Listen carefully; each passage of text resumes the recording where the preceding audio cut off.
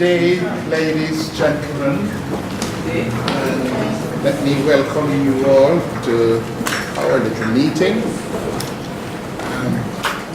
We will ask Miss McKenzie, is she there? No. Yes. Everyone else, invite our Father to our midst. Let's pray. Heavenly Father, as we gather here to speak about the issues of Negril, we ask you, come into our midst, inspire us, give us your discernment so that we'll be able to move forward in a positive way to take care of our community. In your most precious name. Amen. Thank you.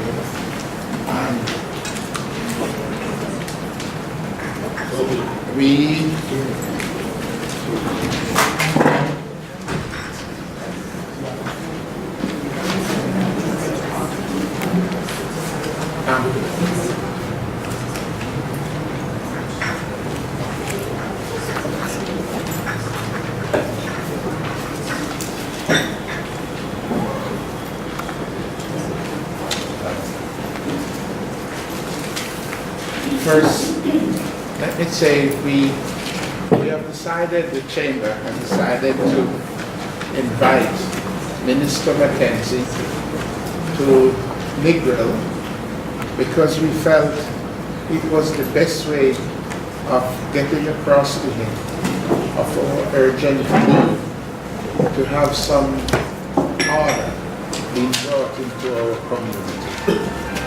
And Mr. McKenzie has got a reputation of getting things done.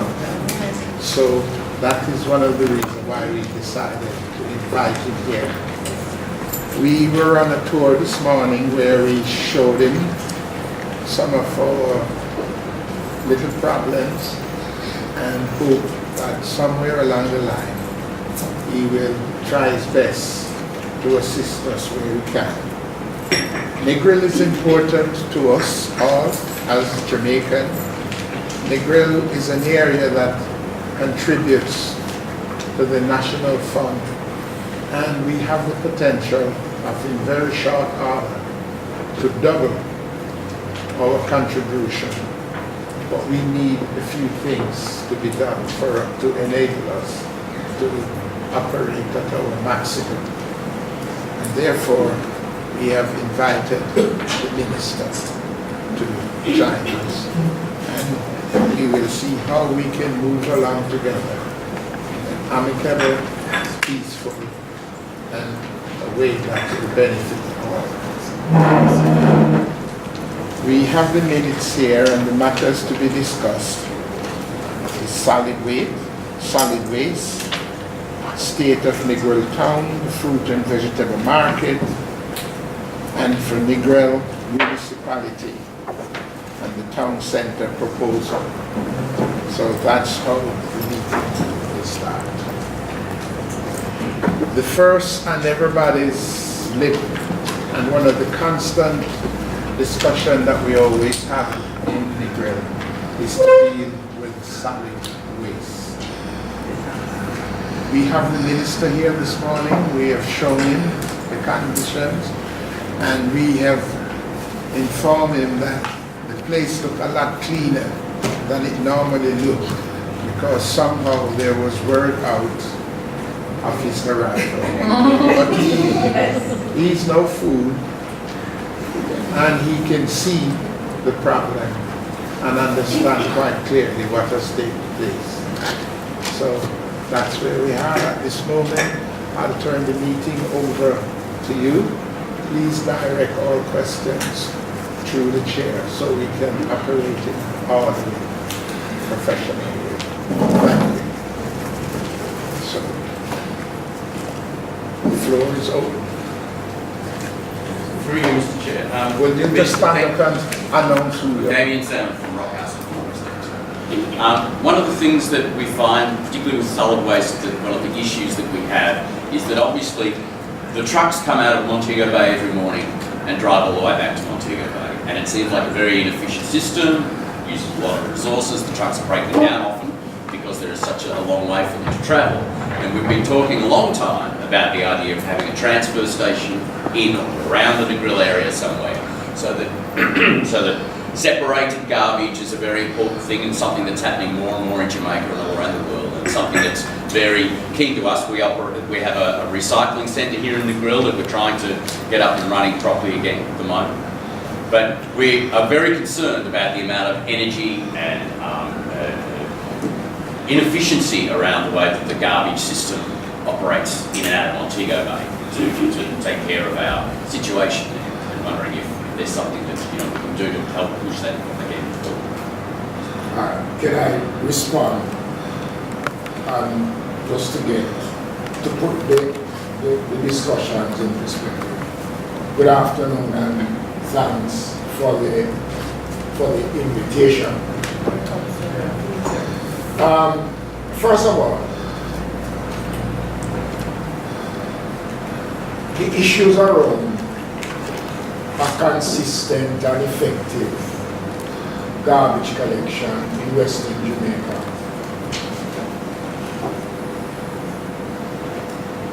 is eroded by three main issues. One, the location of the dump, because the dump that serves this part of the country is situated in retirement in Montego. So there is no denying that that is the case. Secondly, lack of adequate trucks is another contributing factor. We are in the process of securing some new trucks, and I have already indicated to the executive director that an additional truck must be assigned to the area based on the constant complaint about the trucks.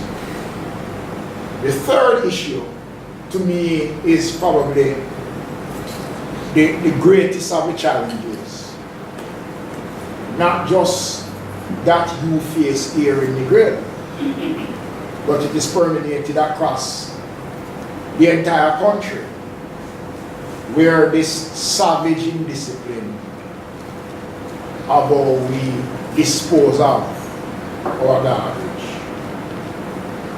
Now, I could give every street and every lane in Negril a garbage truck. It's still not going to solve the problems. I'm just coming from, just doing a drive around and just looking by virtue of what I've seen. While I'm not going to defend the work ethic of the agency, but there's no denying that they have made strides and that they are trying to cope. But then you have a level of indiscipline that is contributing more and more to the problems that we have. I said to the President and those who are on the bus that there seems to be a lack of synergy between some critical stakeholders in the area. The Chamber, CALPA, or the name want to be, the Municipal Cooperation, civil society, and the police, because there has to be a buying of what is required to turn around the problems that we face. The tourism dollar is critical, but I bemoan the fact that every time we look at the problems of Negril, we only look at it as it relates to tourism. And I want us to look at Negril much wider than the tourists and look at those who are here 24/7. You mentioned the transfer station. in this year's budget, and we had to make a distinction as to where we would put the first transfer station. We provide close to 100 million in this year's budget to put the first transfer station. Never before there has ever been a transfer station.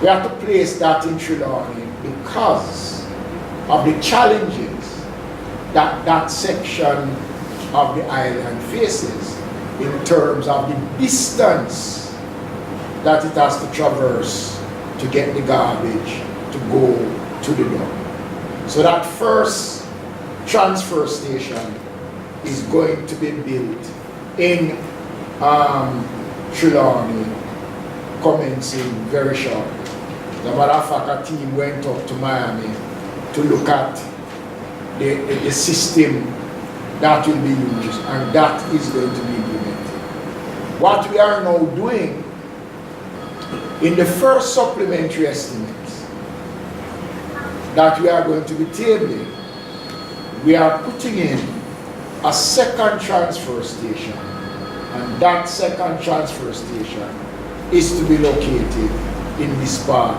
of the island. We could not accommodate it within the budget, within that budget cycle, because the space was not there. And as I said before, we took the decision to set up that first transfer station based on the need in that part of the island in terms of garbage collection. So, to answer your question, I would safely say to you that between now and the end of 2019, early 2020, you will see the commencement of the establishment of that second transfer station that will deal with some of the issues that you have. But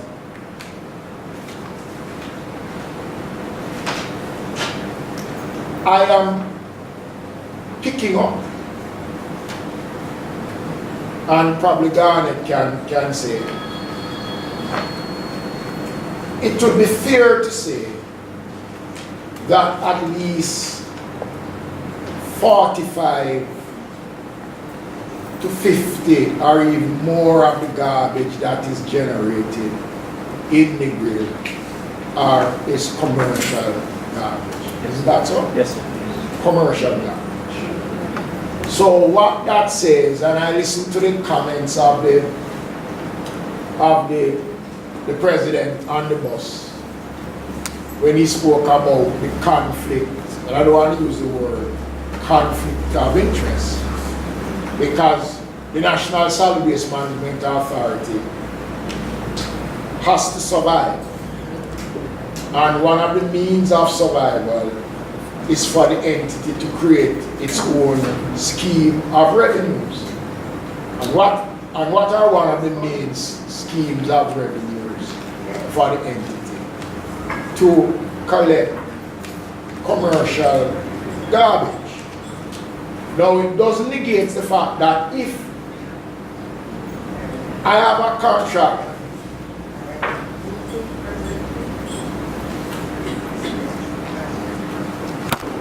but before we get to that, President and ladies and gentlemen, I would still want us to take that approach to engage the wider community and to hear from them what are some of their concerns and where there are failures, where they think we need to improve before we go to the extent that I believe that we need to go. But I think that discussions should not be limited before we take actions. Garnet, Yes, sir. in regards to the issues raised where are we now in terms of our response? How frequent are the collection made and how many trucks you have?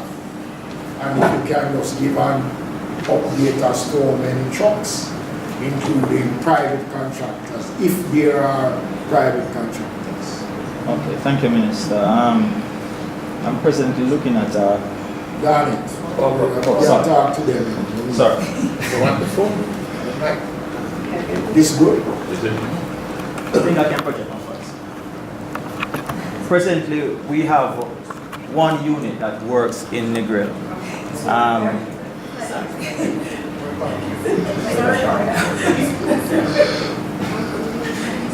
We have one unit that works in Negril every day, right? And this unit has a tracking device, so we actually know where the unit is at any point in the day, any point in the day.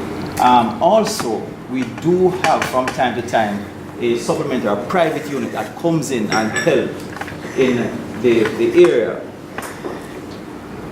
As Minister alluded to the fact that the distance of where the truck has to travel to deposit the waste landfill, turnaround time it breeds inefficiency. So hence you will have some amount of collection, backlog and issues.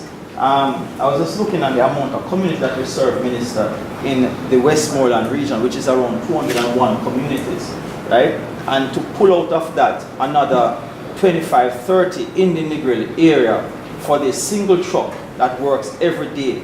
Now, they talk about commercial. What we try to do, we try to use our supplementary contracted unit to do the commercial work. Why? Because the skip lifting for the government skips, our trucks are able to lift skips, while the supplementary trucks cannot lift skips. So really there's two trucks. When it gets bad, what we try to do is to substitute with tippers to ensure, like last week, we put some amount of tippers in the Negril area to do some amount of cleanup. When also, the other thing that we do, Minister, is that for a parish like Anova that has two trucks that service there, whenever Anova is on schedule, we try to pull one of Anova units into Negril area. We even goes as far as Trelawney's unit down here at times to get the area on schedule. Really, 2 units, sometimes 3 units work in this region. I see some hands going up.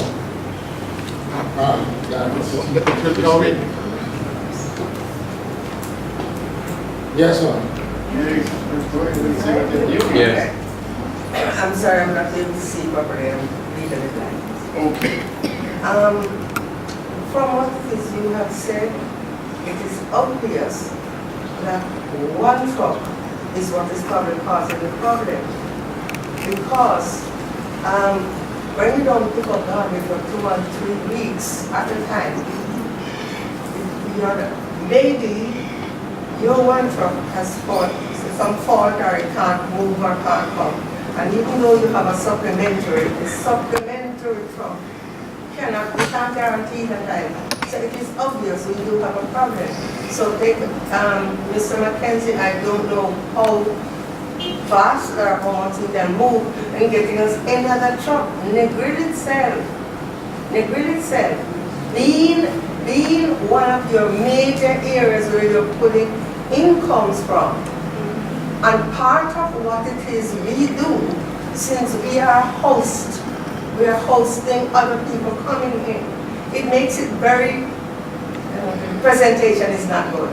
The smell is not good. But Can we... let me just interject. Yes, please. But you can't attribute that alone to uncollected garbage. Okay, the smell alone is not because of uncollected garbage. There are a lot of factors that has contributed to the state of Negril that we need to accept. True, Mr. McKenzie, I'm not attributing it to the alone because I'm looking at all the rats and stuff that we are now gathering in. Well, the Chinese shop that we have down in the town. Yes, sir, that is part of it. Coming to The that. shop that is down in the town, Yes, sir. that is breaking every law under the earth. Coming to that, That is yes. facilitated by persons who still go in there and patronize them. You see, No, let me just say something. Let me know that. Please. Hold on. Listen. There is absolutely no way that you can lay the blame solely at the feet of those of us who are in our time. Hold on. Whether it is the police, the parish council, the chamber, or anybody else. If persons in Negril don't support certain things, then it cannot happen. It cannot happen. Okay? So look, if we are to be true to ourselves, right? We could never, in our fairness to ourselves as a people, accept a lot of what we see taking place in Negril. And then we fold our hands and we say, well, you know, the authorities must respond. We too have to respond to those issues. Right? And before I leave here tomorrow, that China shop down there, Lock it down. something will have to happen. But then though, at the end of the day, it is the same people that will say, we're putting poor people out of work and pressuring poor people. So you Mr. Chairman, you know, she wasn't finished still, you know, I just interjected. Yeah, there's a lot of us you would like to say. well, we have a line of people. I saw Miss Over here. Okay. I think you were the next one. where you Finish finished? something. Yes. She's finished. And I'm going to interrupt them too, because I was coming to some of that. The fact of the matter is, from a health standpoint, from a serious health standpoint, we have some areas where people just, and yes, nasty, and so they dump the garbage and burn it. I have a problem. There was one area beside me there. That when they burn it, I can't breathe. I have a problem, and I'm sure that is not the only area. What I'm saying is, and I'm not blaming the authorities alone. I'm saying we have a situation in Negril where 80% of us are not Negrilians. 80% of the people who reside here are people who comes in and they don't give two hoots. And they just dump and do what they want to do. And we have to deal with it. Now, how do we go about this? These are some of the we really need help. Thank you very much. But I think basically what I was going to say is the same thing, that there is a lack of resources. I think we don't have enough trucks. The chamber has a recycling center which we're trying to get more active on. It's a question of education, but you know, if we can take more plastic, cardboard and glass out of what goes to the dump, then we're already halving what we're sending. But I think one truck really is not, especially, you know, we've just had Dream Weekend. I mean, our skip alone couldn't hold the garbage that we generated in our rooms. So I'd hate to think what the bigger hotels generated. That's going to take a couple of truckloads. Well, in the season, it's the same problem. One truck, I don't think, is adequate for the area. It's just not big enough. And you also said that we need to deal with it, but we need the authorities to work with us. And this is what we've been doing for years now. We've been begging the authorities. I mean, NSWA can tell you, we beg them, go give the people them summons, tell them that they're doing illegal things, that business people must have a contract to pick up their garbage. We've been begging them for years, so we need them to work with us. It's not us and them business, we need to work together. And we get so frustrated because we're ready to go out there. We've sent delegations to the same Chinese shop. On 3 occasions we found out who the owner of the property is. We've done all of that work. But we're not getting any work, we're not getting any cooperation then, I should say, from the civil service who is supposed to help us, more than one, because I think it comes under health as well. So these are the issues we're facing. There was another. Yes. I'm Dorothy Satchwell from Mississippi Cancer Care Foundation. I was looking at it from a functionality perspective, and in terms of the size of the trucks that you have and the capacity of garbage that is generated in Negril, what sort of ratio are we looking at? All right. One of our truck, the compactor that is used here will carry up to 10-15 tons garbage. Recently, our data has shown where over the last year there's an increase in production of garbage in Negril by 5 tons, right? So the capacity, as it comes back down to having more units based on the production that we are seeing. Yeah, because you see, what I was just thinking, if we are going to be looking at how we move forward, we have to look and make a comparison in terms of how much waste is being generated and what's the capacity of the truck that we have. And then that will give us information as to how we move forward and at what pace we move forward. And I just couldn't conceptualize in my head, when you said one truck, it really sort of had me thinking that you have one truck, then what sort of garbage capacity were we looking at? And how do we then move forward in terms of capacity versus capacity, in terms of the garbage and the truck? Well, we really don't want to call it one truck, but there's one government truck and one supplementary truck that is shared for Negril. So at times there's a supplementary unit down here, a contracted unit, right? But also, when we look back at the data, come back to the ticketing aspect, we have seen over the last 3 months where we served some amount of 75 tickets in Negril town alone. There was this major hotel situation that we had last month when we served 4 tickets to one hotel. So there have been tickets served in Negril, and there have been enforcement activities going on. There's conflict, isn't it? There's a lot of conflict there, because if your capacity for taking up the garbage is so much less than the generated capacity of waste, when we start enforcing, doing enforcement in terms of persons not complying, how do you then force somebody to comply when the capacity for collection No, but is I out of sync? think what you're missing, let me just be clear on something. The National Solid Waste Management Authority is not a garbage collecting entity. Okay. It is a regulatory body. Okay. So its work is to regulate, to see that all the various tenants of garbage collection works. But they have been collecting garbage. Their first and paramount importance is to collect residential garbage. Okay? Hold on.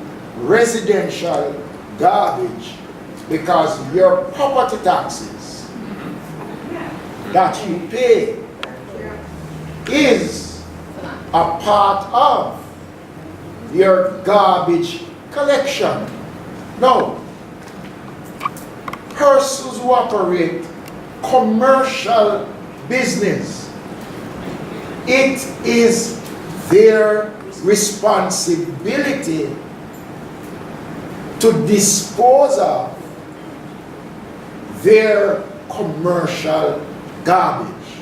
Now, because the MSWA needs to earn some revenue, because they can't just live on the backs of the consolidated fund, then they would engage private people. So if you have 100 hotels in Negril and 300 restaurants and stores, they should not predicate their garbage disposal on the National Solid Waste Management Authority. Right? And this is where, and I'm not going to use the word conflict of interest, but this is where the whole issue of understanding what exactly supposed to happen. This is where it comes in. No. I would be disappointed if evidence is presented to me that the agency neglects residential garbage. Please, That's what's happening. please, please. Neglect residential garbage to collect commercial garbage. Then, if that evidence is presented to me, I am not going to quinta eye, because once it is substantiated, then actions will be taken. Because the number one priority is to collect the residential garbage.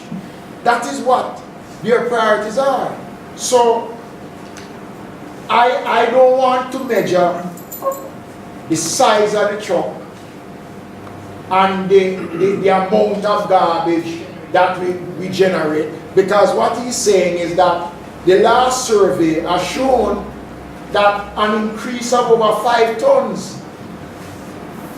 We have not had so many households constructed within Negril over that period of time. What we have had is more hotel rooms, more commercial activities. And this is where the police and the parish council needs to answer the question. On a dream weekend, what are the conditions of approvals for permits that are issued for the staging of events? What are the conditions that are laid down? When I was mayor of Kingston, the biggest carnival in Kingston, Byron Lee, couldn't move a float unless Byron Lee is going to tell me how every peanut trash that is generated on the route for the carnival is going to be collected. So, first of all, Mayor, you are the only ones that can grant permit for event, because you are the only sole authority once the police agree with you. But there must also be some proof that, one, my garbage is going to be collected by so and so, and I'm going to get light from so and so, so that you don't thief GPS light or you don't thief other people's light. Okay, so these are all issues that needs to be looked at to see how we deal with the question of garbage with all these major events that takes place. When you go into Montego Bay, Mayor Davis tells you that Reggae Sun Splash, or it was named the other day, had to have a contract as to how the garbage is going to be collected. The police have to ensure that all of these things are tied within. So you see, and that is why I made the point, I could give every lane and every avenue in Negril a chop. We still have a problem. Yes, ma'am. Yes, hi. I was curious about, my name is Katrina, okay. I was curious about the future of the transfer stations. So, will you be in these new transfer stations? Are you going to put in the new technologies so we can gather up plastics and paper products and have them recycled? And then also, like one thing is this, like, so plastic is money. It can make money.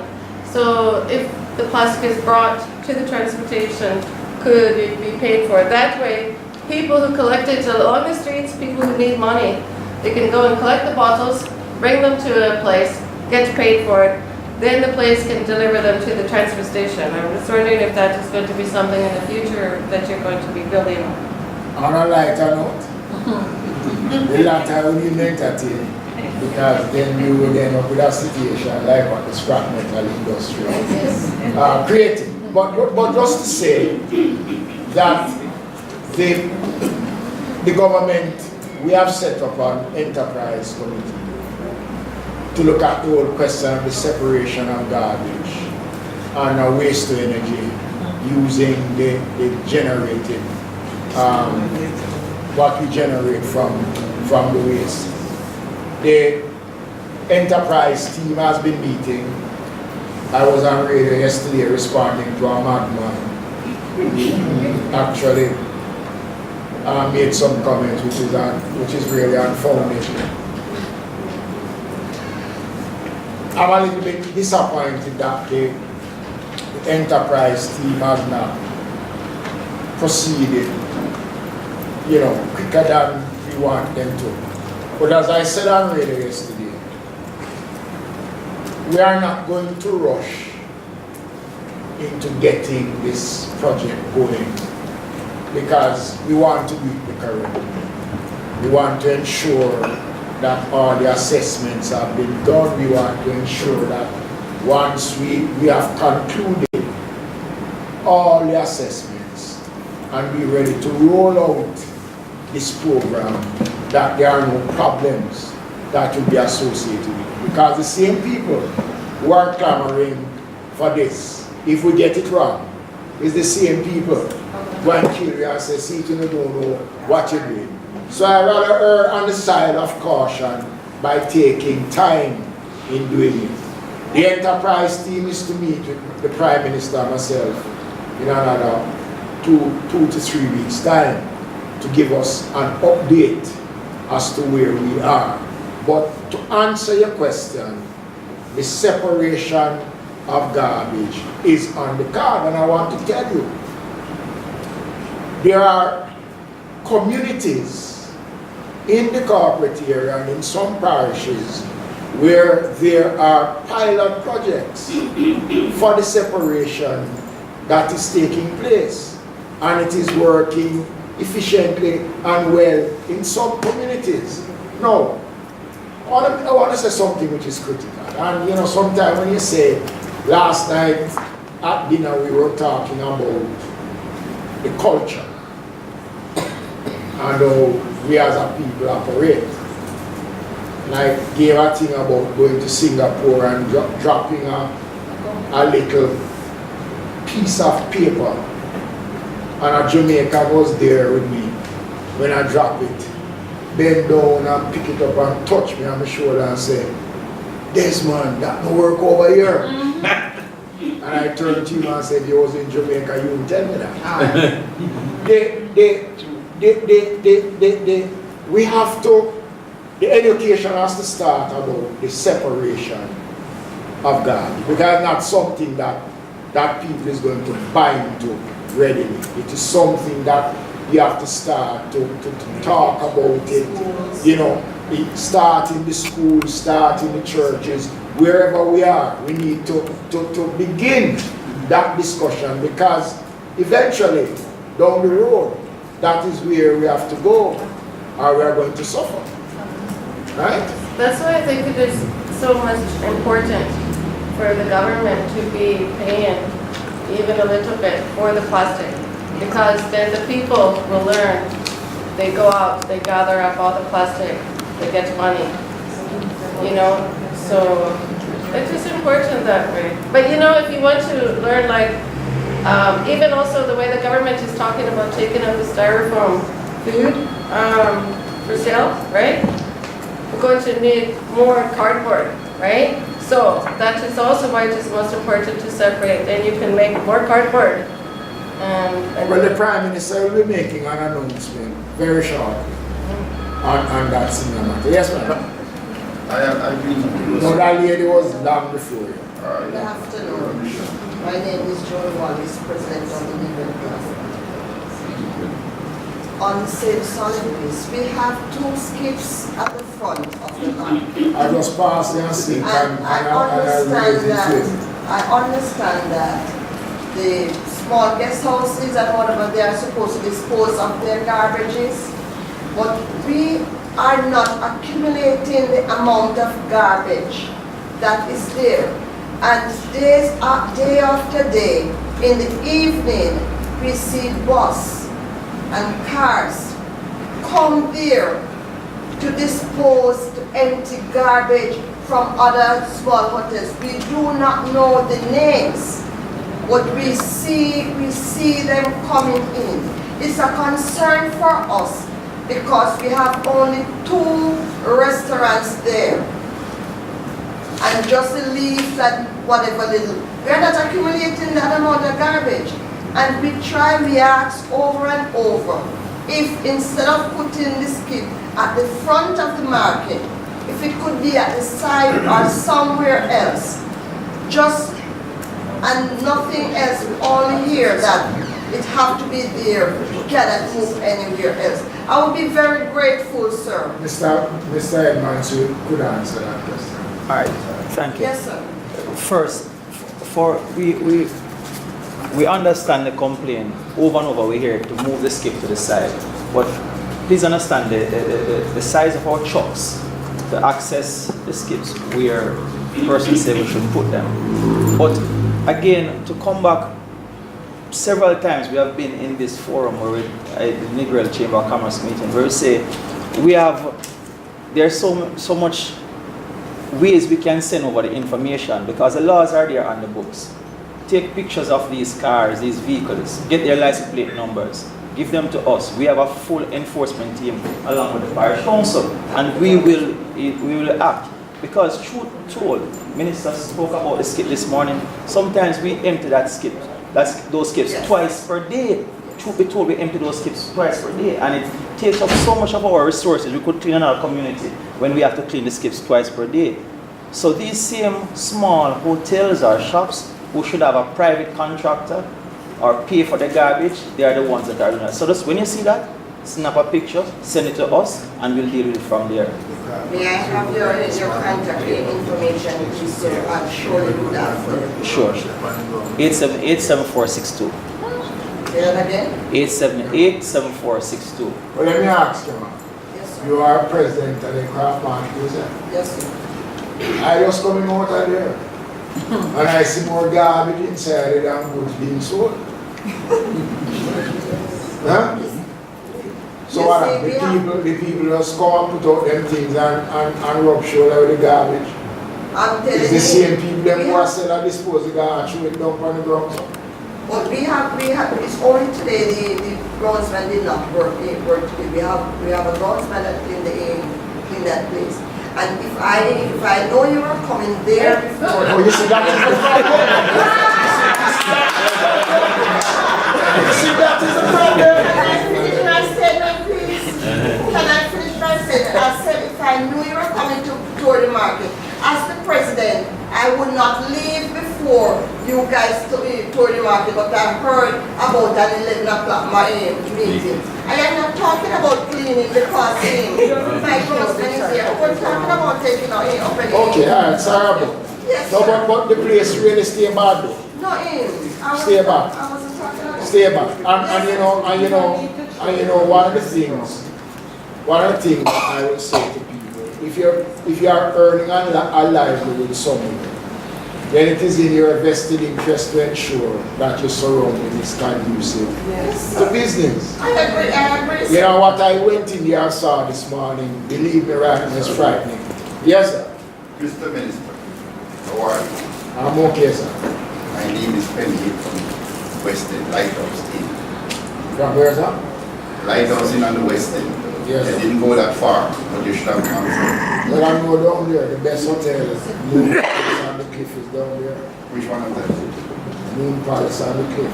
Moon Palace. It's called the Cliff. You don't know anymore, it's called the Cliff Hotel. Well, I know it has Moon Palace. Alright, you should go down there, down now you see something different, it's nicer. Anyway, from my observation over the years with this MSW, what you call it, I think schedules are not working how they should work. Because you have limited amount of trucks. More when the trucks that you have ordered are too small. No, sir. No, Mr. sir. Minister. No, please, no, sir. If you let's not get into it. cannot, Let's not get into it. Let's No, not but get you can't make comments that you can't substantiate. I am going to make the comment because I believe your trucks are too small. You would have gotten larger trucks because of the distance you have to travel. And you would have carried more garbage instead of small amounts. I know what I'm talking about. I'm serious, I know what I'm talking about. Anyway, the schedule that I have noticed with the garbage, the public garbage, and the garbage that are household garbage. That is the main problem you have. Because you're leaving household garbage and picking up public and picking up private garbage that the truck has to do on a weekly basis, which it should not have worked that way. You should, you know, what they should do is deal with your garbage for household garbage. Because right now if you go through Red Ground, you didn't even go up there. If you go through the Red Ground part, what you're looking at is a disaster. Okay? It's only I'm hearing you. No, I'm hearing you, sir. Okay. I'm speaking to our staff so that I can have some information to answer the questions. I'll wait until you finish. No, go ahead, go ahead. What? You're being difficult, man. No, I'm not being difficult. Penny, come. He's listening. Is that they go to Red Ground, for instance, probably every 2 weeks or every 3 weeks. They come to West End maybe once a week. 10 days. Okay, or 10 days. The truck has to pick up the rich garbage, which is what they get paid for. They must empty those kids. While they leave the smaller man garbage on the roadside, because they just throw it there, there's no containers for them, nothing. So it makes the place look unbearable.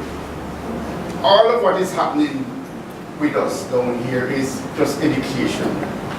We've got to start educating the people as to how the garbage has to be put away. No, we're not just doing it because of tourism. We spend a lot, we put a lot of money into the government of Jamaica. In your enhancement fund, your consolidated funds, so much money. Last week down here, millions and millions of US dollars were spent in this town which has gone into the government coffers. And don't tell me that. We have to sit down and look at this thing on a daily, yearly basis. We must come to some conclusion as to what we are going to do and get it sorted out once and for all. It has to be sorted out. We cannot look around anymore on it. You said something about the Chinaman down here. People have been approaching that man for the last 7-8 years. You don't see anything, he was worse than that. And he is determined to operate his place that way, because that is the way he feels in his heart that nobody should talk to him. Not that people haven't tried. So the only solution, as I say, is to shut him down, but it's not the people's fault who go there. It's not the people's fault. I never go there, I don't. But still, you know, poor people already, things are a little bit cheaper and they will go there. And this is how the system is set in this country. And Mr. Minister, you're here today, and what I'm asking you for is to go back to your office, sit down, get your team together, and work out a plan for this year, because we need a plan. Whether you want to put a station somewhere, you say you don't have the money right now, but we must get a better garbage collection in this town. We deserve it, we pay for it, and that is my last say in the whole discussion here. Thank you very much. Okay. May I just speak on the Western matter, right? Because You know, say something a while ago that I want you to bring the evidence. right, Where you see the solid waste truck refuse to pick up the residential garbage and pick up the commercial garbage. Just don't talk about it. Bring that proof to me. I don't have to bring evidence to you, sir. Penny. So why say it? Mr. Minister, Why say it? it is a normal trend in Jamaica to drive past people garbage and take up the other man garbage. Penny. Minister, We, 1 second, let's some order, right? Yes, I You know, know. I am not. The minister. Hold on, Mr. You know, I'm not here to get into any personal. No, I would not, sir. I'm sorry. I'm sorry that I won't. And if you are going to make an accusation about an entity that I have portfolio responsibility for, and you are making it in front of the officer who is in charge of the region, and you are not willing to say then it means that I don't want to continue to be a part of any discussion. You can't make those accusations. As the minister, you are telling me that taxpayers' money is being used to collect commercial garbage at the expense of residential garbage, and as the minister, I can't do anything about it.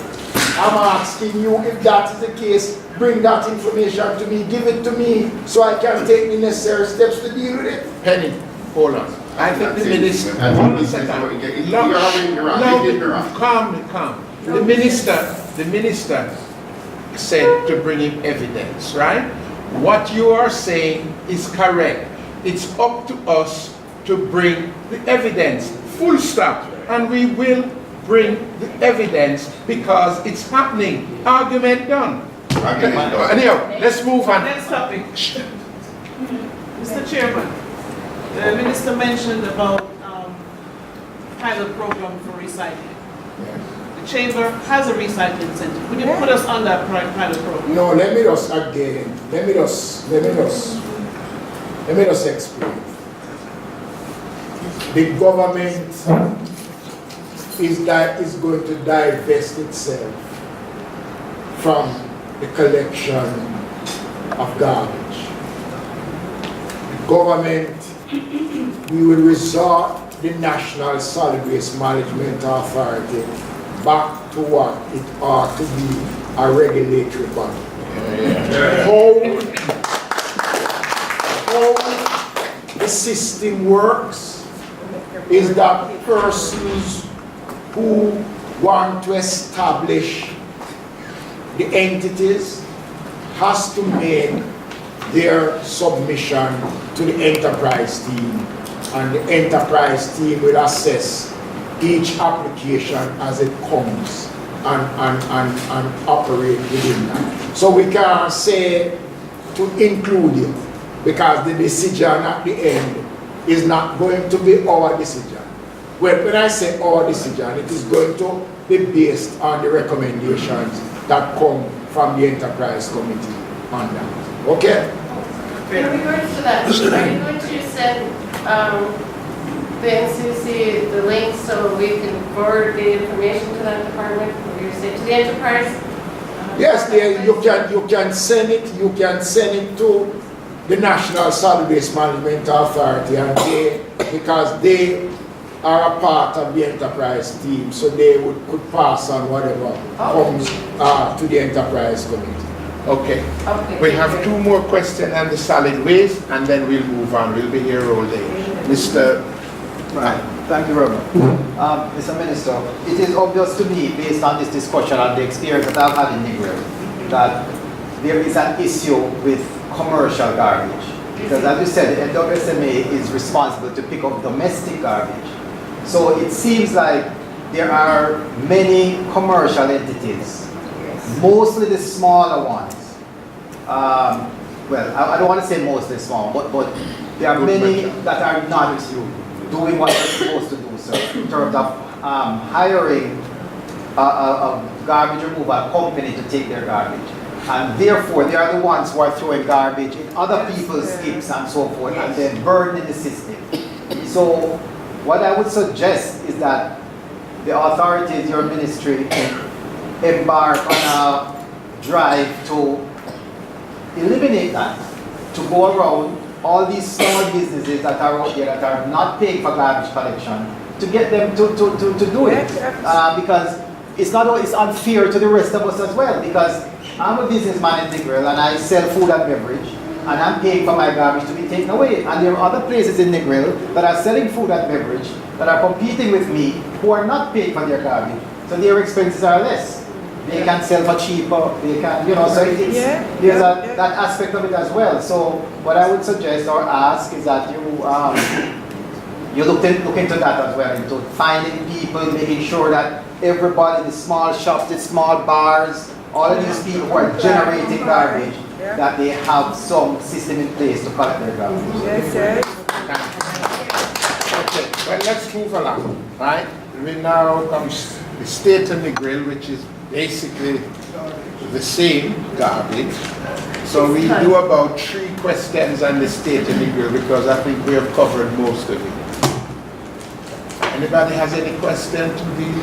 Sophie? I have a question. No, 1 second, somebody else. Mr. Minister, we have a lot of plans that come in that goes through the entire system and is approved by all the various departments, fire, NEPA, so on and so forth. But one area we don't have is the aesthetics of what the plan looks like. And we're seeing buildings that they pass all the plans, they're correct, all the regulations are followed and everything, but visually they don't look good. And I think what we're asking is that there is maybe an architect or somebody on one of these boards that when it reaches there, they look at it and they say, you know, this won't fit in to Negril or it won't fit into downtown Savlamar because it doesn't fit into the environment. No, I know from time to time somebody might come up with a new way of developing things and it might be unusual or different. And I think if that's the case, then I think the townspeople should have an opportunity to see what it's going to look like and say, yeah, this is unusual. I mean, I remember in France many years ago, they decided to build a glass pyramid. And some people were against it. They said it didn't fit in. And they went to the people and asked them, what did they think? And eventually it was approved. I think on a general basis, we need to improve the aesthetics of the buildings that we're passing our buildings. Yeah. You want me to respond to that? Yes. I have to get your advice on the ladies.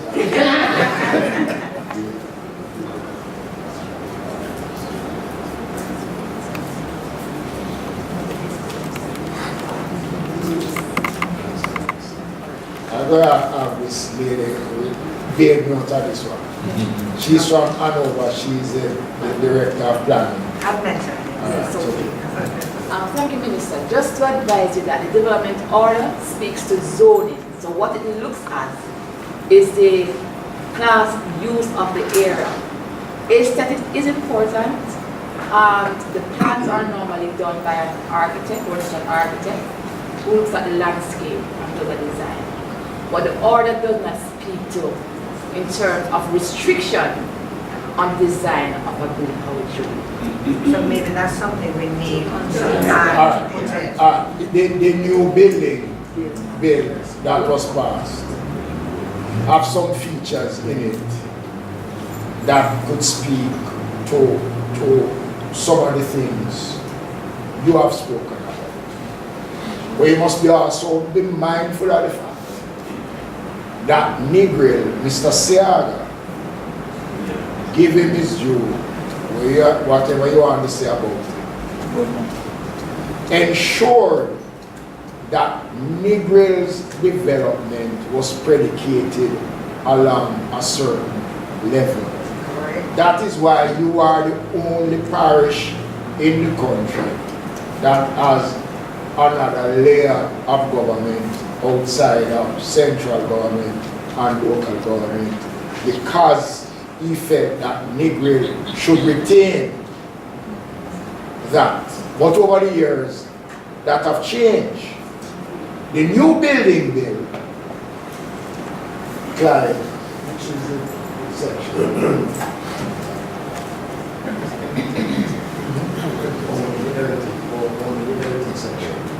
I've been told that is the only heritage section that speaks with. But there is something that a lot of people use to preserve a certain look.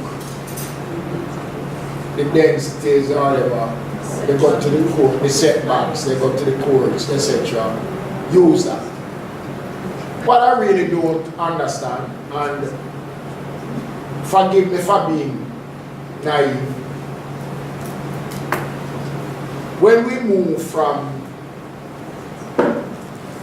I think the ice building in Negril was 2 stories. Two Two stories. stories originally. So when I used to go down at Grand Lido, whatever. Now the density has been raised in terms of the height. Now even if a development order was changed, the body here had the powers to resist at the level in which if the local body here did not sanction or give tacit support to it, it would still remain the same, you know. But your local body, you said no? No, let him finish, and then I'm certain Mrs. Stewart will be able to. Answer to that. No. You see? I would love to answer that as well. Yeah, One answer. second. Yes. No. I'd love to get the answer because the point you're making, the face of a building cannot be determined. The local authorities can't refuse. They can't put any restrictions. Yes, but they could suggest that maybe you could do something to make it No, but you see, better. You understand? once they well, let's read that. In some instances, we can make suggestions, Right. but they are not bounded and they are No, I not understand that. obligated. So, But I think we also need to have this sense that whatever we're doing kind of adds to the community Yes, instead of that's taking away. So it's just a question of pointing out that, this doesn't really fit in. Maybe you should just go and ask your architect to change it up a little bit so it fits into the whole Sharona idea. wants to Yeah, respond. just to add, it's really planning.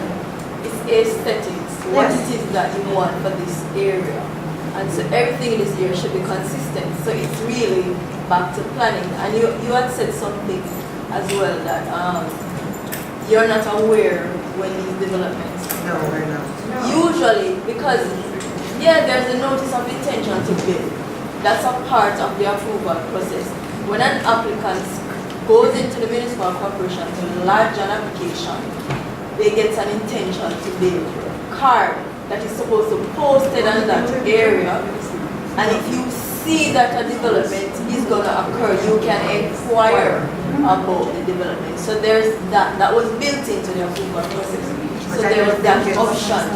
It's not, what should I put it? And it's in law. Yeah, I know, but it's not, Right. it's not being done. I mean, No, when you say not being done, what you mean is. whether that people are not putting They're it not up or supposed to. and so on. Well, it's the mandate of the municipal corporation now to ensure that the sign is actually placed But on I'd like to the go back site. to what the minister said about the approval, because there have been in the past, and I'm not sure if Alfie will agree with me or not, but there have been plans that have come in where the board here in Negril has actually said that they didn't like the way the plans were as is, and the plans end up in Kingston and get passed.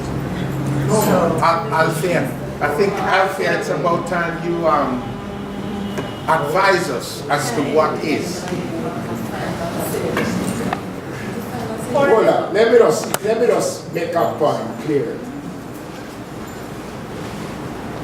The board has to grant its approval before it goes to Kingston. Can't go to Kingston without the approval. Can't go there. So, there is some Anansi business. sir, I'm not talking about recently, I'm talking about in the past. Please bear in mind, I'm not talking about in the last year or two. I'm talking about in the past, this is what has happened. Okay. Before she answers, I would love to explain what is the problem what we have here. When it was organized for Negril to become a tourist, a resort where we put in accommodations, it was brought to the Negril people and to government that we were on the edge of the great morass, and no large structures were supposed to be built on the beach side. When Mr. Siaga set it up, all the big hotels were supposed to be on the land that is hard and West End, and beach become public. Now, This has been changed for whatever reasons, and we won't get into that.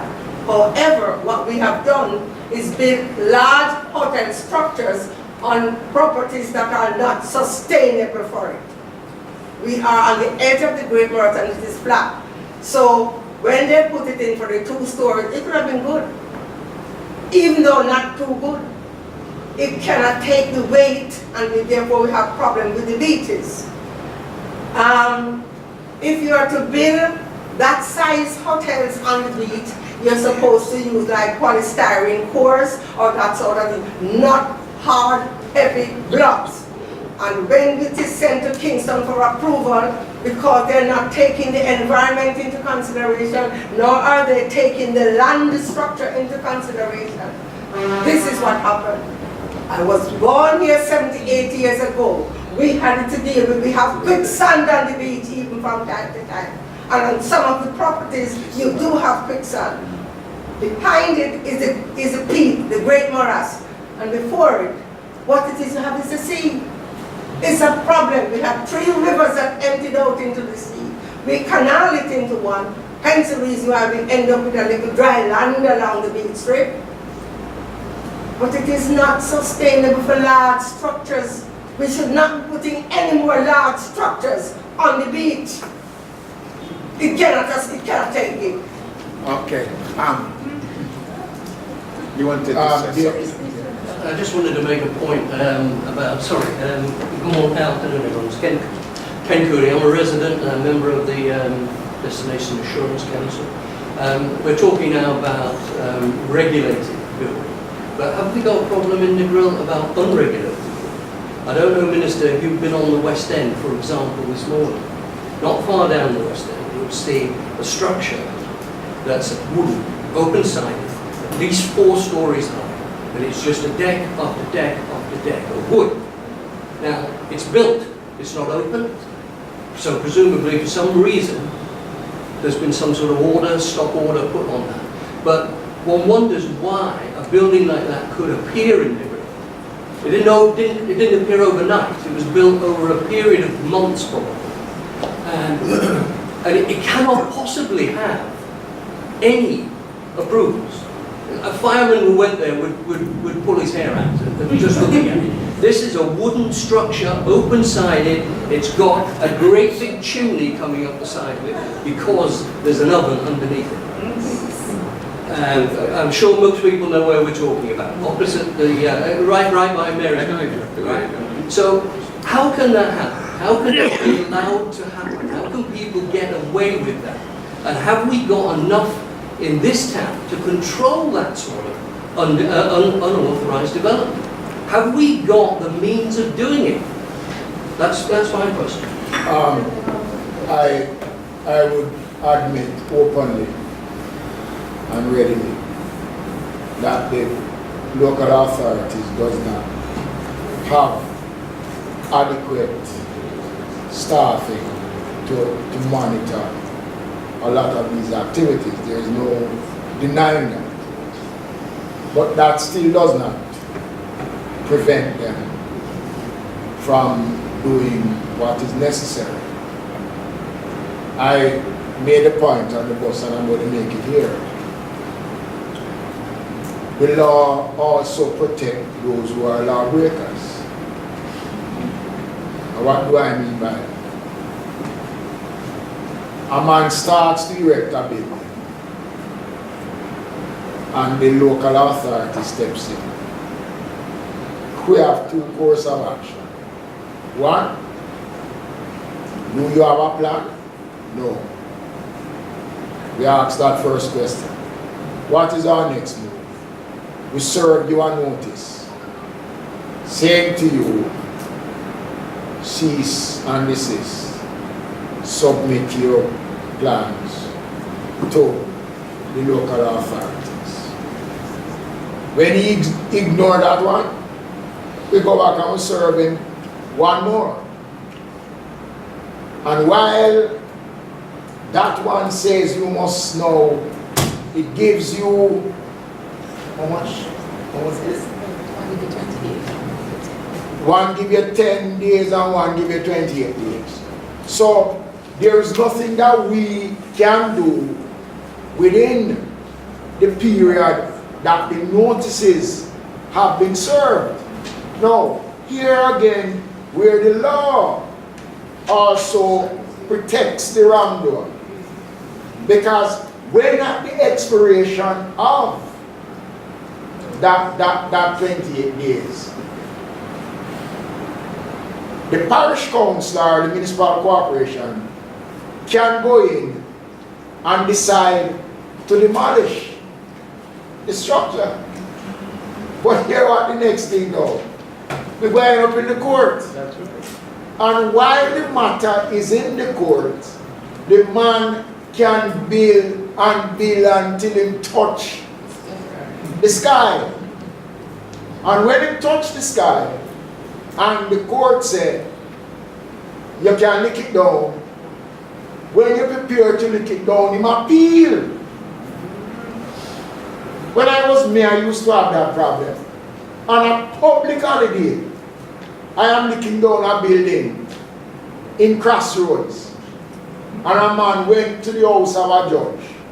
And the judge turned up in a short pants. And served us a stop order. And the building still remains in Crossroads. So, I hear where you're going, but this new building built now.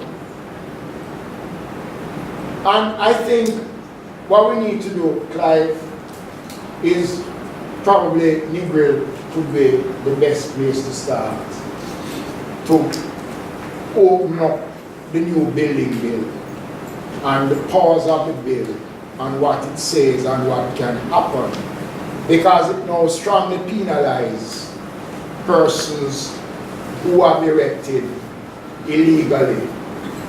It prevents them from obtaining certain things that they would normally get previously. Now, what I wanted to do with the bill was to make some of it retroactive. But the law again protects those of us who break the law. Right? But not to say that Mayor Moore should not be more proactive. When I say Mayor Moore, not him specifically, but the officers within, the building officers who should be going around to see, looking at what exists in the town. That building that you talk about, not too late for a shower rain. So Mayor, I think what you need to do is send Ms. Stewart. That particular building that he spoke about was served by the local planning authority, Negril and the parish council. It was served. And it was served, and she had applied for retention of structure. That went on to the respective agency, was refused by us. She has stopped though, since we have served her. She hasn't done any more. Yeah, but is the facility being used? No, she has closed. There's no occupancy? There was no nothing. It's a complete eyesore. There was nothing. A pile of wood on the West End Road. I don't know what they, I don't know, under the Public Nuisance Act, once it becomes a public nuisance and it becomes a threat to public safety and whatever, then we can move to demolish. And we had written to the council. The difficulty with that is that if the person refuses to, and if the council decides to demolish, then there's a cost, and the council have to try to recover that cost. But I will have a look at it with the like I say, so the point that we're trying to make, if you succeed in even tackling one of these infractions like those, if it's even half of it, you are able to deal with it, then people will see that, okay, something seems to be happening, and people will think twice. I'd say something I'm going to look in with the mayor and the officers and to see how we can proceed. Alright? Thank you, sir, for that. Now, I want to just get back to the question of the building approvals and all the things that are required. The new building bill imposed upon those who are building to do a number of things. Was a notice of intention. Right? It's a conspicuous place where you can see, and the residents have an opportunity within 28 days to lodge any objection with the municipal corporation. So you can write, you can call, you can come in and see us to say you have some objection to this development that is happening. And I tell you, there is strength within that. Because in the corporate area, I know a number of that has happened, and the approval had to be about based on concerns that are raised. And I just urge you, President and ladies and gentlemen, at least there are avenues that are open that you can use. And it is important that you utilize these avenues. Okay? It's critical that that is done. Okay. Yeah, Mrs. I was just saying, so following up on development and development orders. Negril is a local planning authority. We have a development order area. We work very closely with both municipal corporations because of how our orders fund. However, we have a challenge with enforcement, and we will speak with the councils to assist us. We have enforcement officers and we are out every day. We know the problems in Negril, we are aware of them. Just today we had a joint inspection with the parish council on the beach. The municipal police. So we are in the area and we know what is happening. As it relates to developments, persons have to submit to the local planning authority, which is us, before it goes on to the relevant municipal corporations. There are fees involved, which Negril doesn't accept fees because of what we are how we're set up. Should we be looking at strengthening the authority so that we could better work with the two corporations, that we will be able to do things within the area? We really don't have to run to the corporations because they are also stressed as it relates to resources. We're here. We have officers. Strengthen us and allow us to be able to do more. Well, you know, I hear you. Can I be honest with you? I was vehemently opposed to your organization because I don't believe that you should have two layers of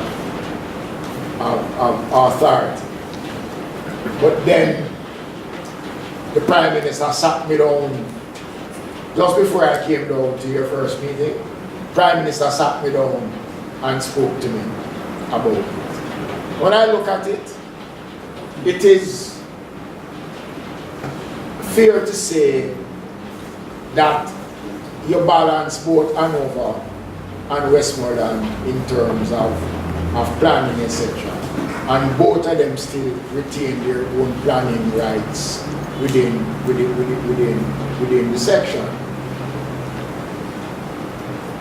When the body was conceived, I don't think it was done in a way to be an earner of revenues. I think it was established to give the voice of the community the kind of platform that is required to protect the environment and to protect the entire development of the area.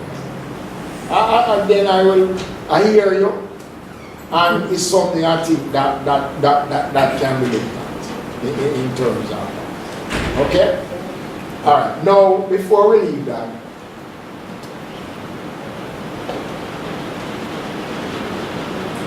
the whole question of Negril, the development of Negril, is very much on the card. And that also is going to include extending the boundaries of Negril for the sole purpose of development.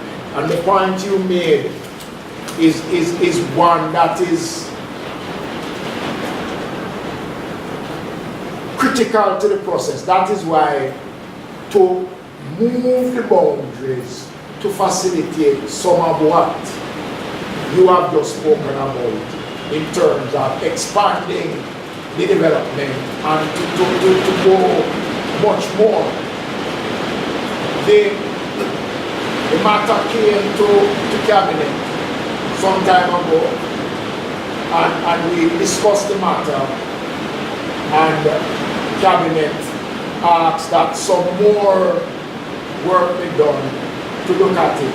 And some of the work that is required is to now engage the communities, both Hanover and Westmoreland, into the discussion as to even where you think the border, how far the area should be extended for the development of. And that is going to come around in another couple months' time, because I think the thing is going to come back to cabinet, and once it comes back, then the discussions will commence on that overall extension of the Negril area for the sole purpose of development, to go where you have indicated that the shoreline here does not allow for that kind of development. Okay? Yes? I'm glad you touched on this topic, because this is what I was asking. We've been hearing all this thing about the new Negril and the old Negril and the changing of the development orders. And I understand what you're saying, and it's not that we're against development, but one of our prime issues and problems here in Negril is the carrying capacity. How much water, how much infrastructure, how much sewage. We have been begging garbage. You were in the cabinet meeting?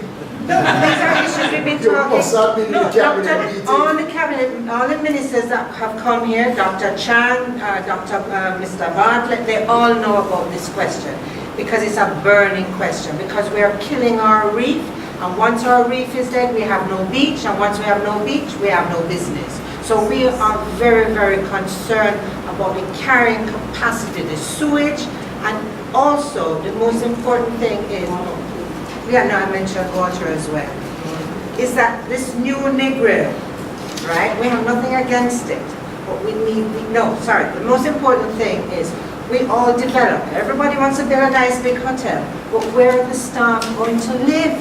Because for every hotel room you need 5 staff.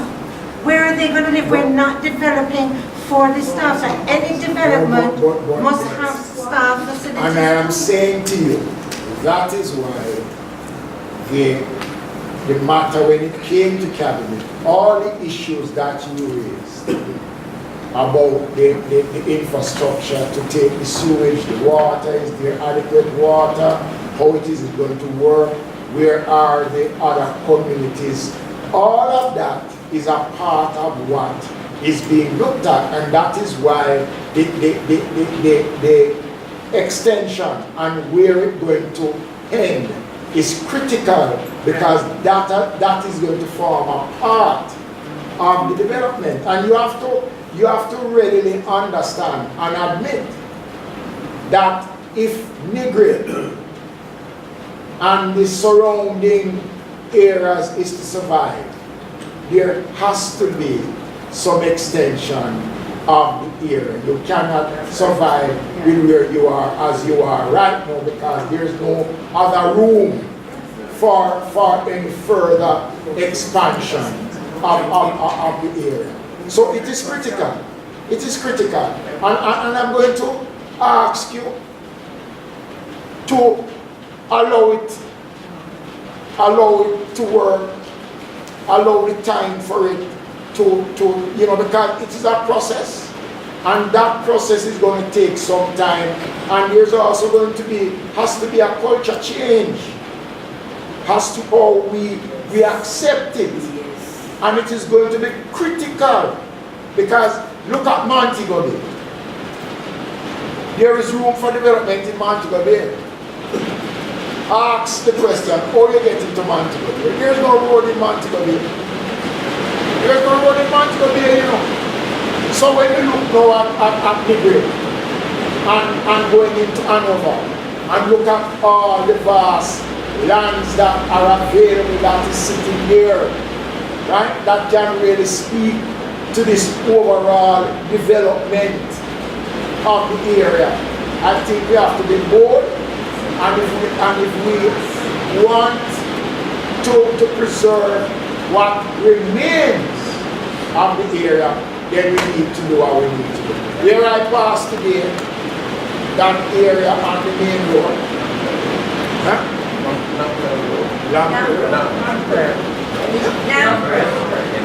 Namprel Road. What I'm seeing there, you don't need that there. You don't need that there. Right? So that is just one on the development. So don't let us beat it too early. It is something that is going to work, and it can work. Right? One last thing is, it would be nice if you take into consideration how the people in the area feel about it. Well, let me just say this to you. This is one administration that is not going to make any decisions at all without consultation, because we believe it is critical to have an input of the community in what we do. And the Prime Minister they say he mustn't take tails out of the cabinet.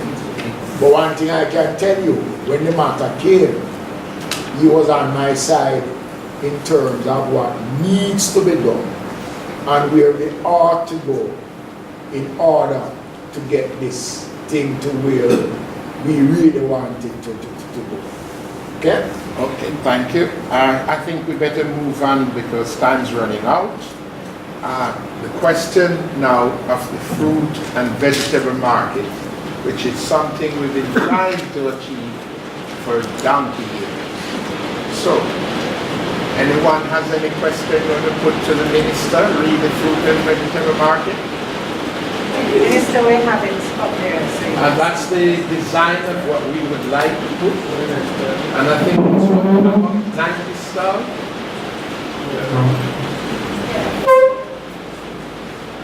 90 stalls. And they're designed to carry their own solar electricity. Is that correct, Mr. Issa? Yes. They connect the water for the rain and solar for light. Each cubicle can be divided into 2 or 4, depending. And it can accommodate up to 80 fruit and vegetable vendors. The land is already allocated. Yes, sir. The land. We feel, Mr. Minister, that yes, this can be the showcase for the farmers of Western Jamaica, with the growing hotel industry and the community at large, guest houses, boutique hotels. It could be an attraction people could visit, both local and foreign. And it would be, because right now the vendors are all over the place. And they're creating more of an eyesore than a plus for the grill. So we got an estimate to build this about 350,000 US. The land has already been allocated, and we would like probably for you to put in a good word with TF if we could get the funding to build this. If not this year, definitely next year. We already sent a request to TEF asking for the fund. So we would appreciate if whatever you can do from your side to push it along. Well, the discussion that we had in the bus this morning on the matter, as I said, is something that through the local authorities, you promised to send the thing to the ministry so we can have a look at it to see what it entails and to see how best we can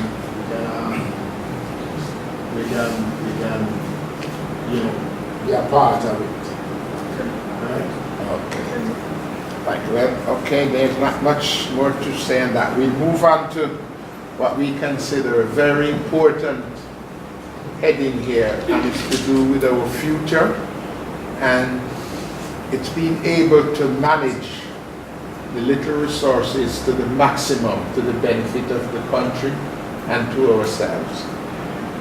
Mr. Minister, we would like to be, the fact that we are situated in 2 parishes, we become a little bit like the outside child. I would even say the adopted one, the outside child, where Lucy's busy, Hanover is busy taking care of their city centre, Westmoreland is busy taking care of Savlamar, and we get completely neglected. So we think the time has come, we have grown big enough, where consideration should be given to us being a municipality of our own. And that's really the way majority of Negrilians feel about it.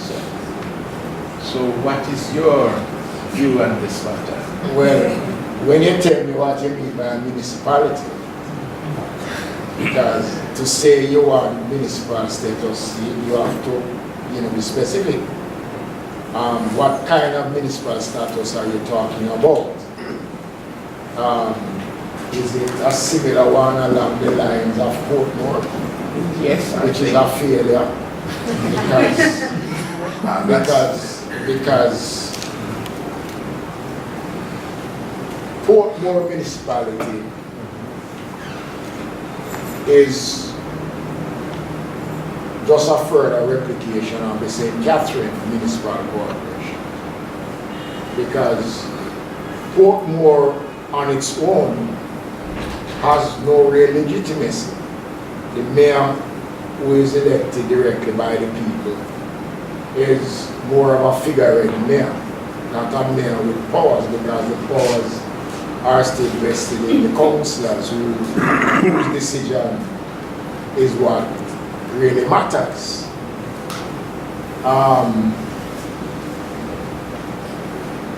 Municipalities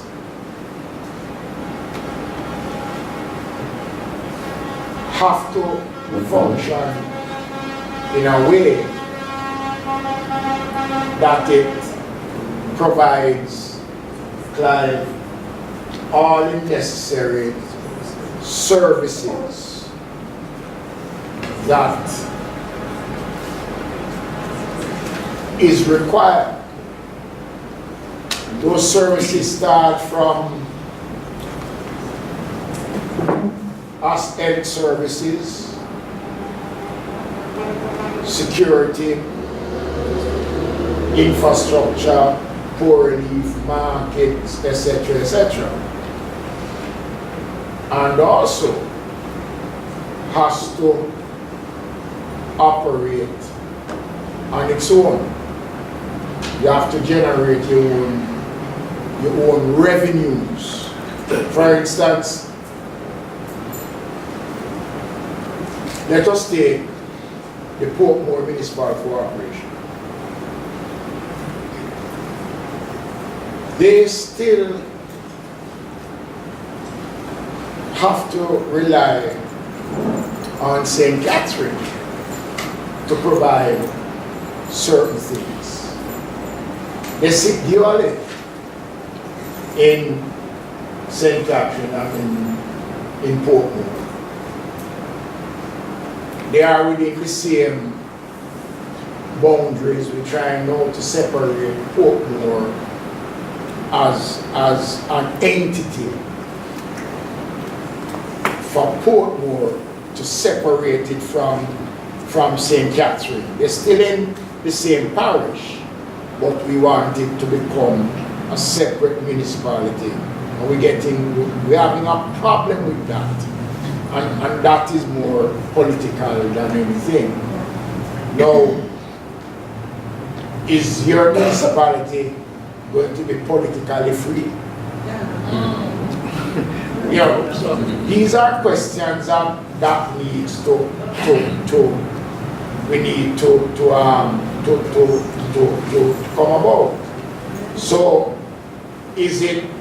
are we going to separate Anova Negril and Westmoreland Negril from so these are issues. To be determined. Huh? To be determined.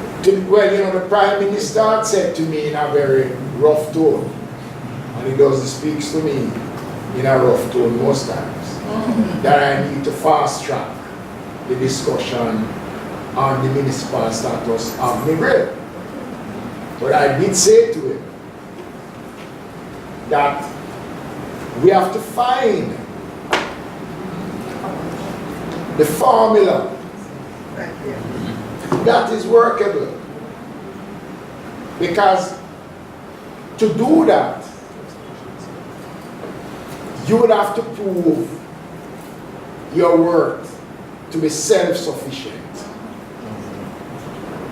That's where we want to sit down with you all and work it out. No, I have no challenge with that.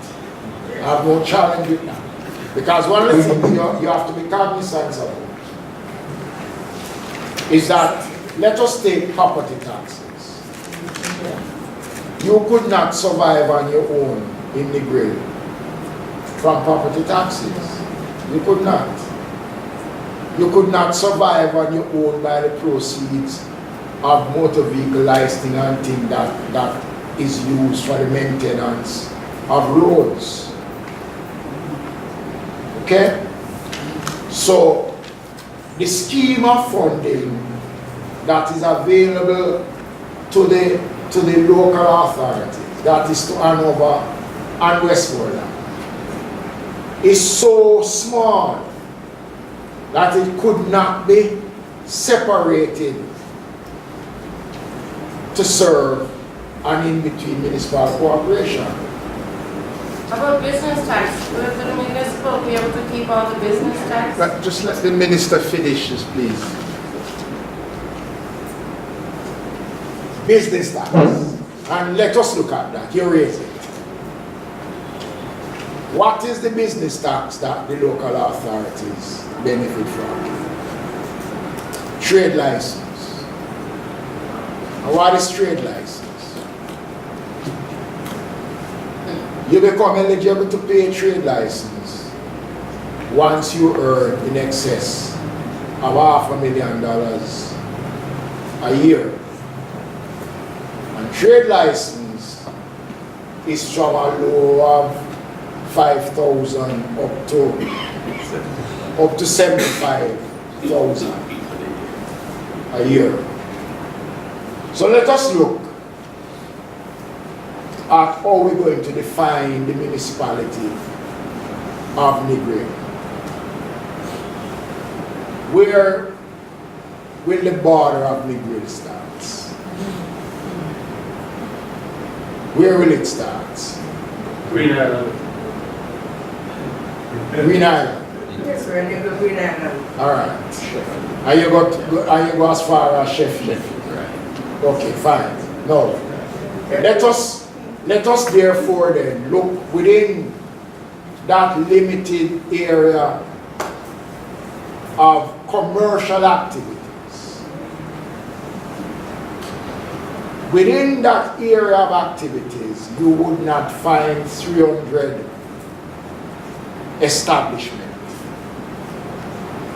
So it means that your trade license, as you rightly asked, would represent a minute return to your municipal corporation, to your municipality.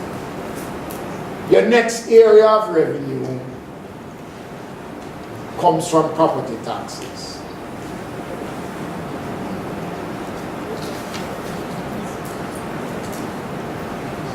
What about the tourism sector, sir? Not sorry to interject. No, hold on, I'm coming. I am talking about what the local authorities has responsibility for.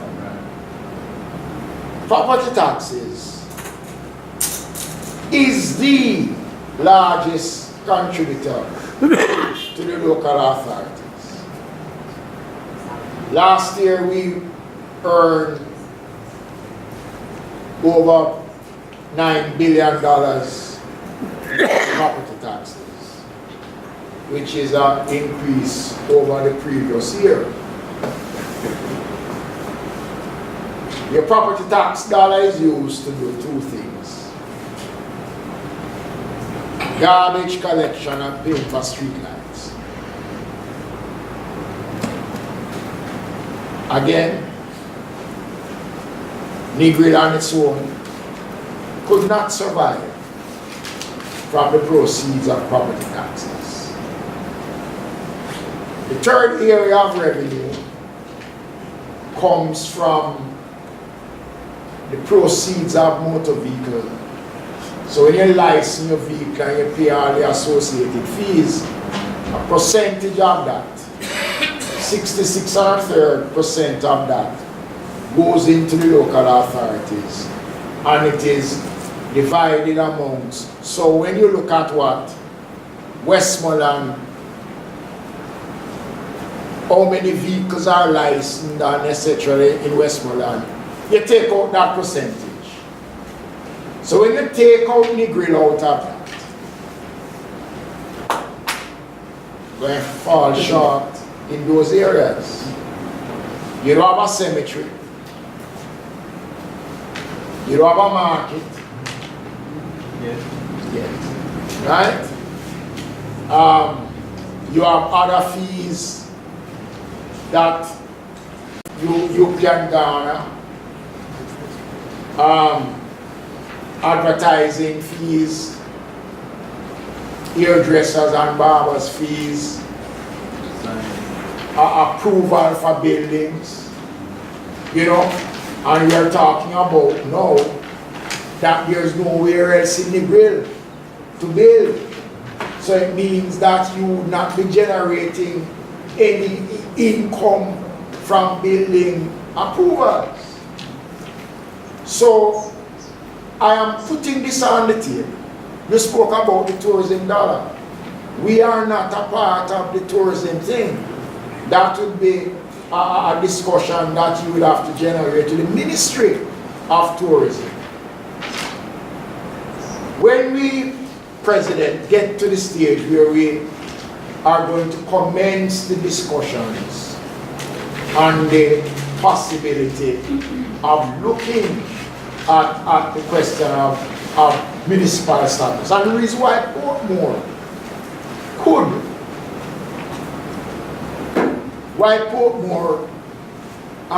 pointed in that direction is because Portmore is the largest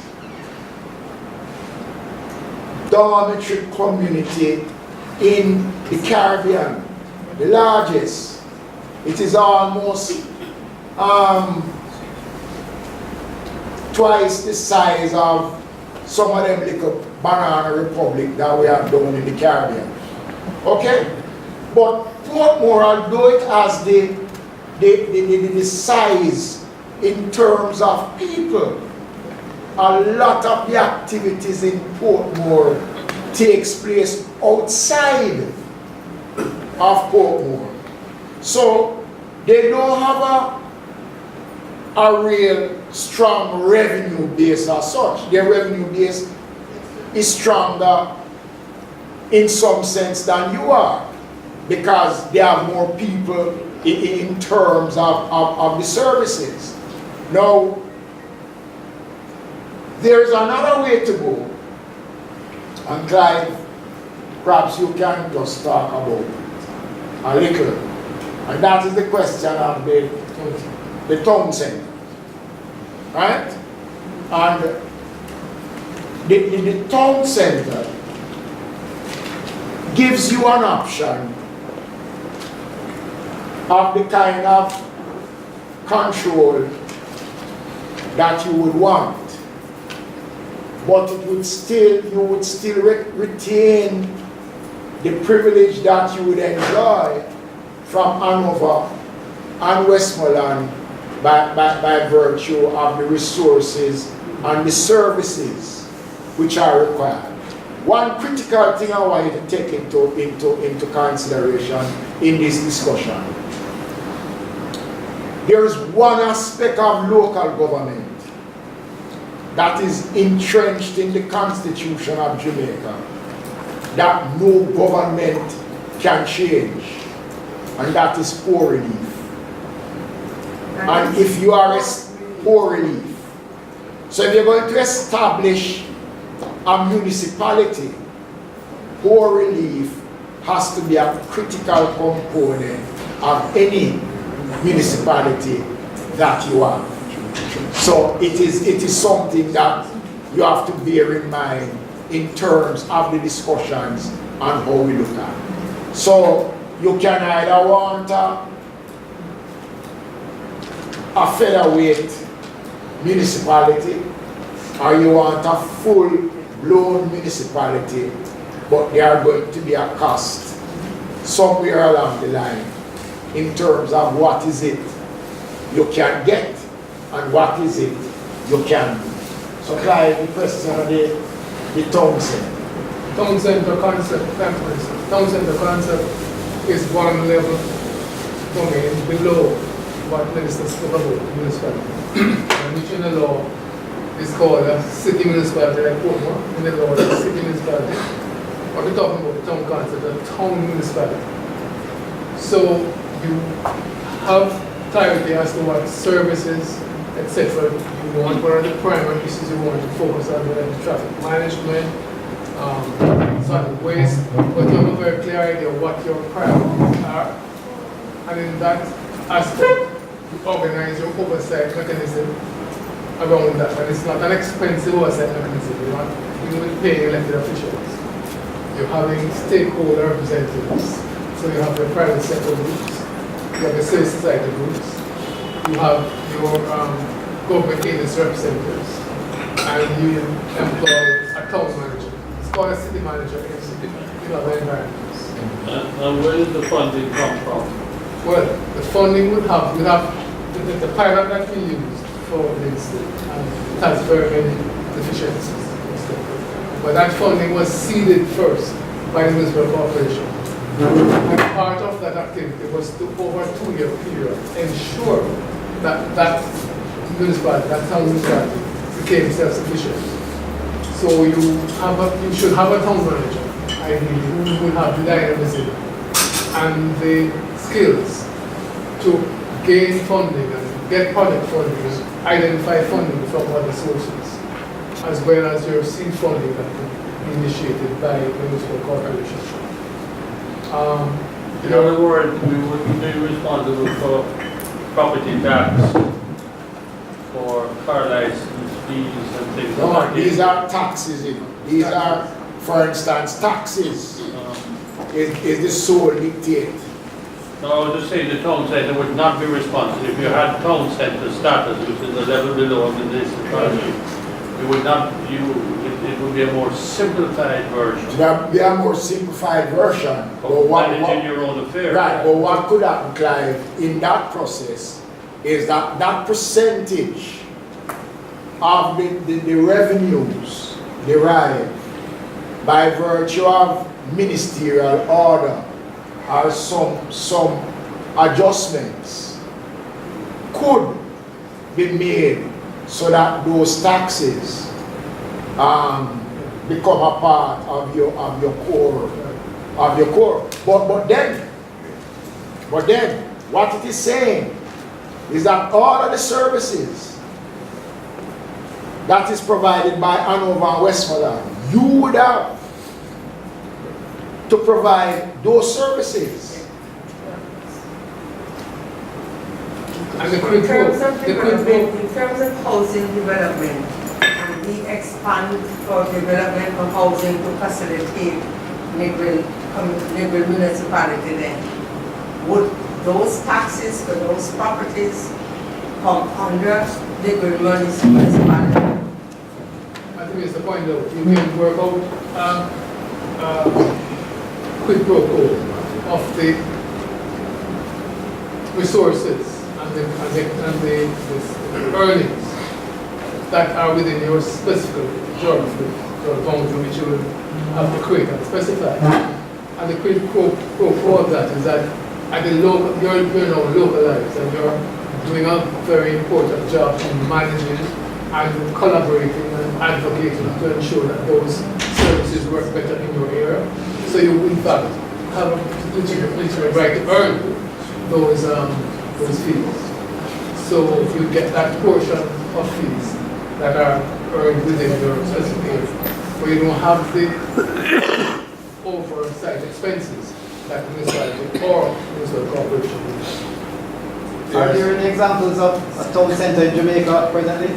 There's one in Livingston, but they I would use that as a pilot, and yeah, I would use that as something.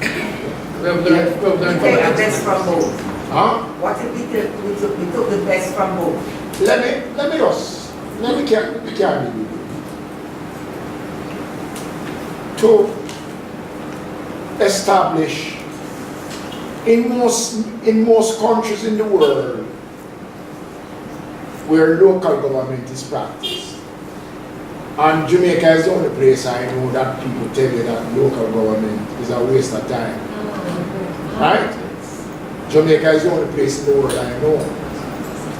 90% of the services offered in this country is associated with local government. 90% that touch the lives of people on a daily basis comes through local government. In Cuba, they have municipalities in almost every region of Cuba. And within those municipalities, they have semi-autonomous municipalities, okay, which has their own governance structure. Now, take Negril, and geographically, the area might be large in terms of the geographical layout, but it is relatively small in terms of people capacity, because what you actually need for a real municipality is to have a percentage. Your population, right? Your population has to be at a certain size. And let us look at what would be required. One, you're going to need to have your own building department. You're going to need planner, surveyor. You're going to need a whole slew of persons to man these operations. So everything is going to come requiring a full complement. So whatever Westmoreland and Hanover has in terms of personnel, when you become a municipality, you are going to require to have this administrative arm to drive you, right? So it is critical. So what Clive is explaining to you is another thing that you, and I see you have it here, in terms of your town management and your whatever, and you have your, So along the lines, and if you go this route, to me you would still be your own kings, because you can call the shots in certain ways. But in terms of the word,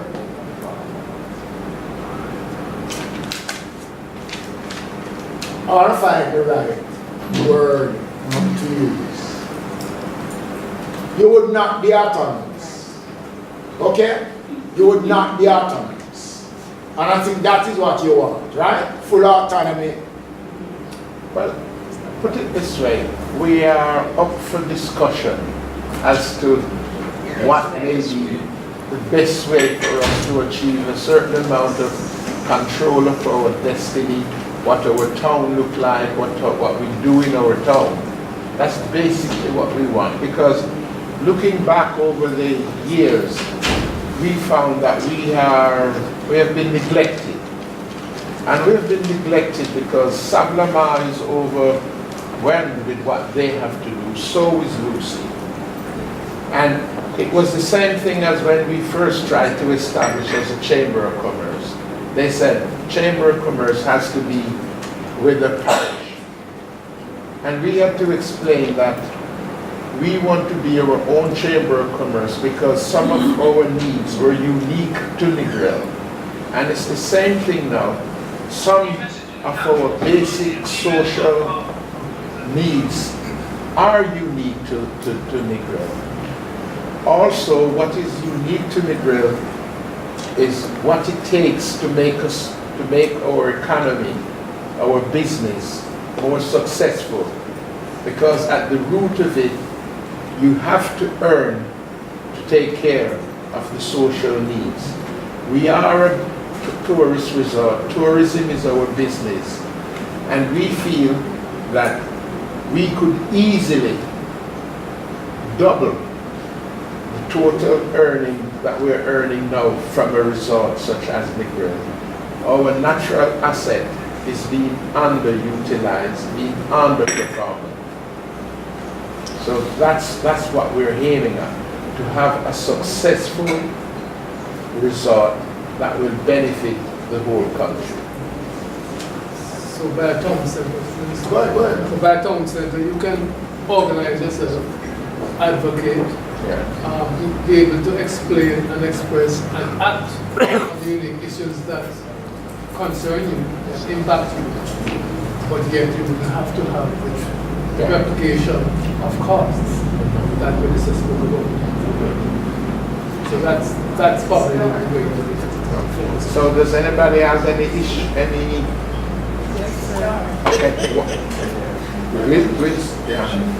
I'd just like to say to the Minister that, like in any business, running Jamaica is really a business proposition. We need to collect money to look after our infrastructure, to look after the less fortunate, to produce more. And the way I look at it, what I'd really like you to look at Negril as, Negril is part of your business. It's your government business. So if you spend a little bit more money in Negril, you might earn some more money.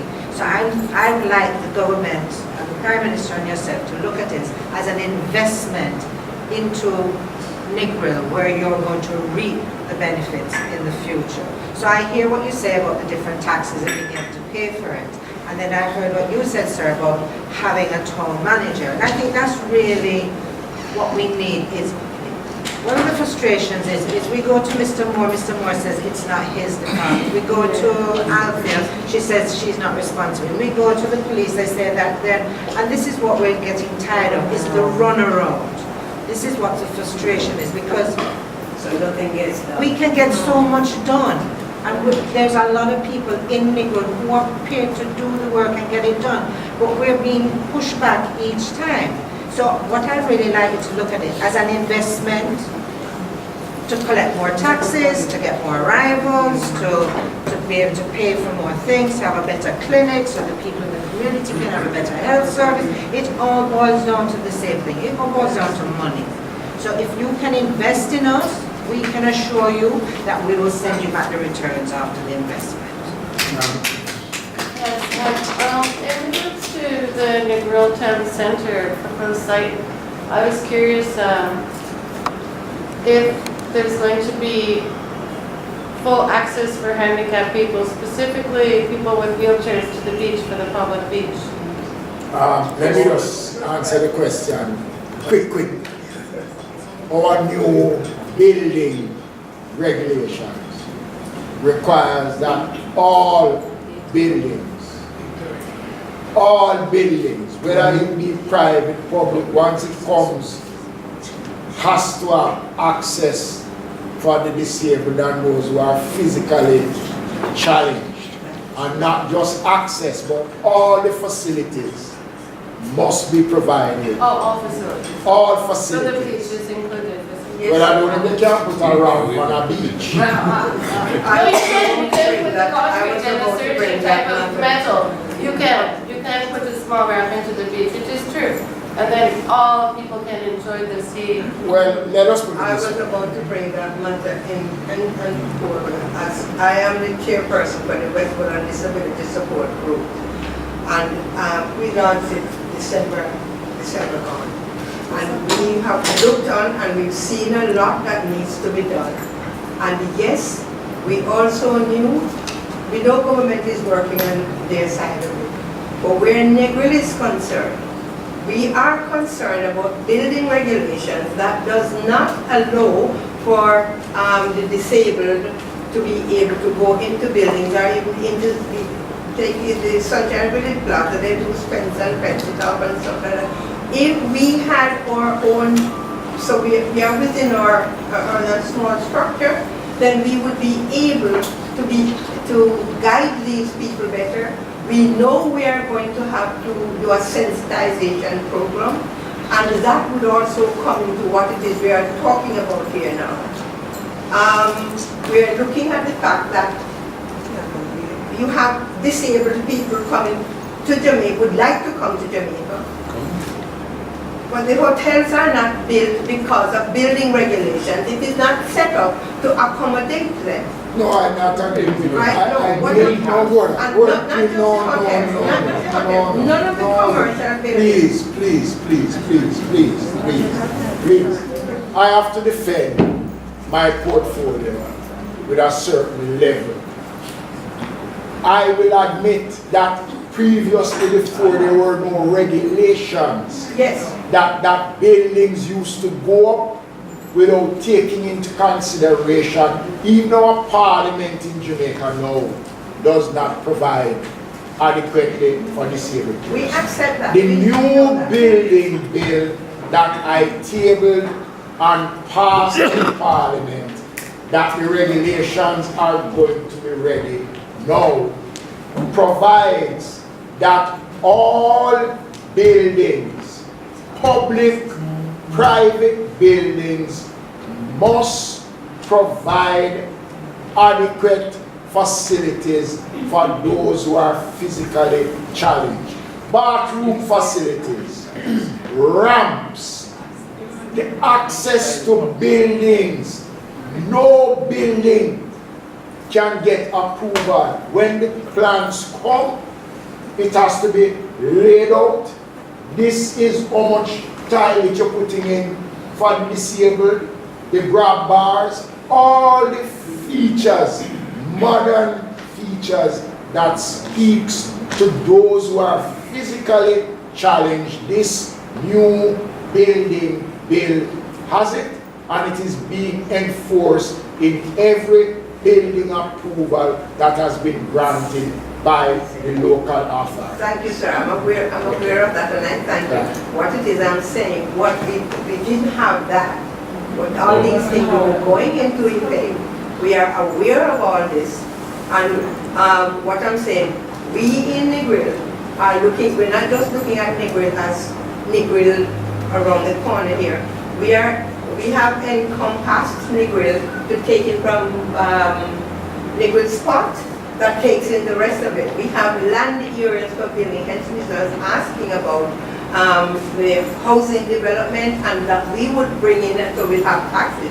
And in doing those buildings that are coming on, I'm saying, when we are giving approvals for the buildings and further hotels or whatever have you, commercial buildings and otherwise, that all this would have taken into effect. We would have been able to bring in more people. We would have populated our neighborhood to be able to get that money you're talking about. The only thing I feel we had a problem with would have been the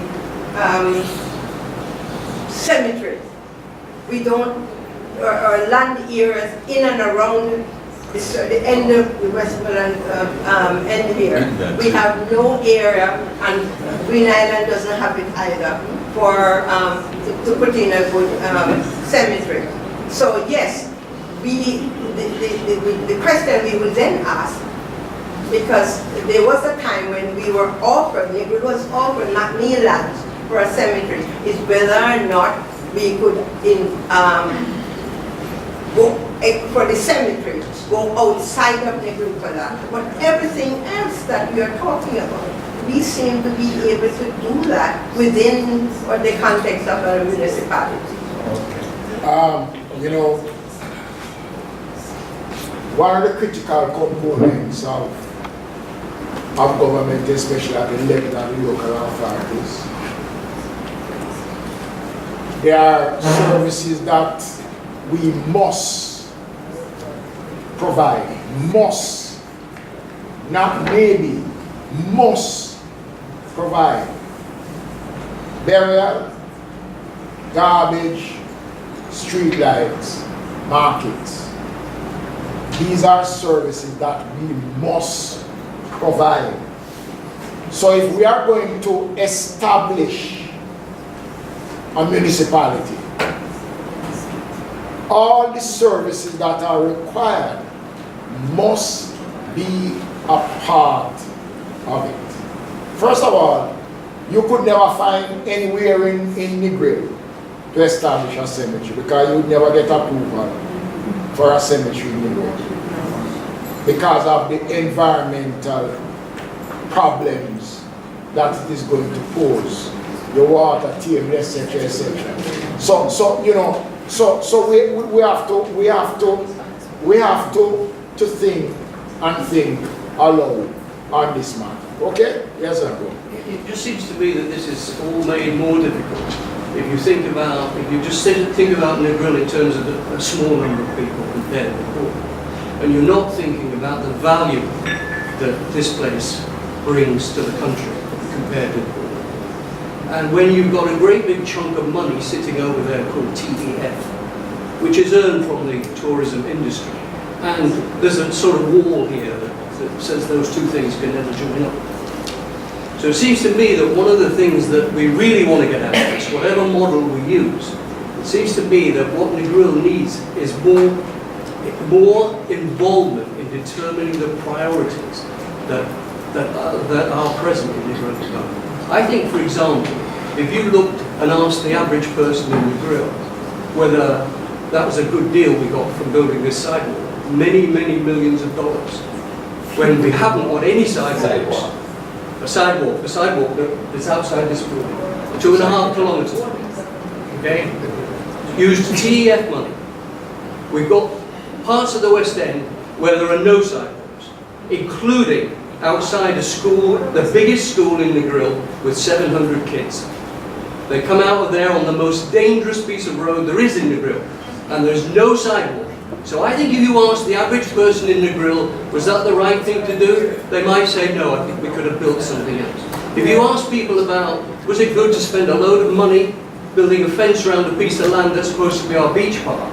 Again, I think most people will wonder what that was happening. Those are decisions that are being made not by Negril people, but by administrators who are looking after all that chunk of money that sits there over there, and there's nobody accountable for that. There's nobody who's elected who has to answer to the people for that. And we're seeing all this money being squandered, frankly, and dealt with in a very haphazard way. And so I think if anything, we need accountability, and we need Negril people involved in decisions about priorities. We don't even have a fence do we have a resort board here, sir? We don't have a resort board. We have a DCA, a DAC. Minister Bartlett introduced the idea of the Destination Assurance Council. Actually, it's not a million miles from town centre. It has exactly the same problems, and you would still have them in the town centre. And that is, we rely on so many agencies to get things done. And trying to coordinate that, trying to handle the business of pass the parcel about accountability is almost impossible. I hear you, and there's a lot of merit in what you have said, and it is worthy of more discussions. And that is why I'm here, because my eyes are open and my ears have been extended fully to some of the comments that have been made. And if the process, whichever way we go with the process, if the process is going to work, then there has to be a greater input coming from the stakeholders into what the final outcome of the product is going to look like. Yes, ma'am. Yes, sir. My name is Monica Shakes, and I'm here representing for the vendors. And can you please put back the market for me, please?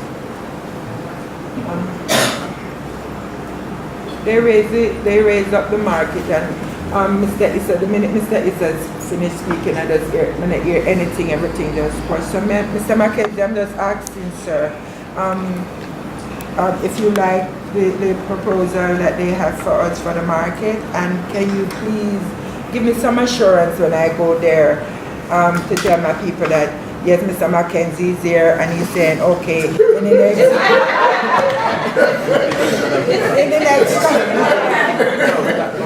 the next couple of months or next year or so when you're gonna get something done for us for the market. And the TF fund, Mr. Grizzle asked these people for some help, but he got no response. So, Mr. McKenzie, I would like you to please step on it a little for us to see if we can get this thing pushed forward. Mr. Issa is on it for a long time.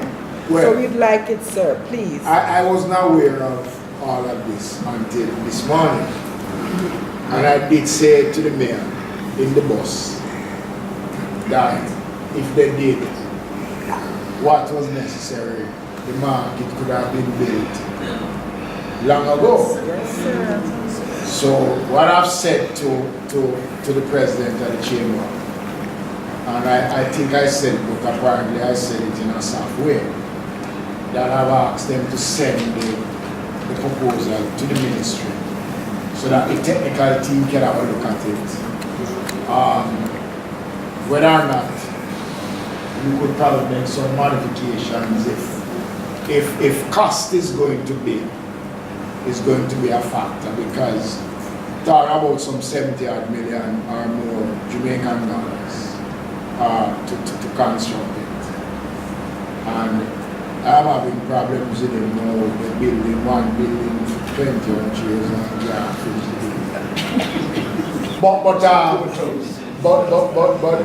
but as I said, we'll have a look at it, because I was a little bit surprised to learn this morning that there is no actual market in the world. Yes, sir. And when the police come, then they can go find yourself and can't stay, sir. Right? And I went around a little area this morning, what I understand is a private, private property. Anything like that would be in Negril, because Negril is garrison, sir. Well, I have all the markets. That's a fact. Let us all not really laugh about it. Why you say that? That police guy, nothing is done, sir. I am well aware, Mr. I ran council for Negril some years ago, and I can tell you for a fact, and this is the reason why we know nothing is done, because 80% of the people in Negril are not Negrilians. They were brought in here, and they have no serious interest. I am a Negrilian, born in Negril, and I was actually sent to Monterey to vote. Nothing happens in Negril unless it has to be done by the chamber. If the chamber doesn't do anything, it doesn't do, and they don't collect taxes here, sir. Yeah. It's as simple as that. Yes, Mama. Yes, Mr. Minister. I have seen a proposed plan layout for the food market, but when I view the proposed plan for the whole building of everything, the town building, my crop market just touched a little corner there. And previous time, we have a good set out of the crop market, and I'm not seeing it done. All I see is the fish market, right? And right at the end, there's one little crab village at the end here. So it looks like I'm wondering if it will hold or push traffic down there. Can I just answer that with the minister, right? Yes. I think what you know, it's a misunderstanding of what it's all about, right? Your president is there because I went to another meeting and I explained what we're trying to achieve there.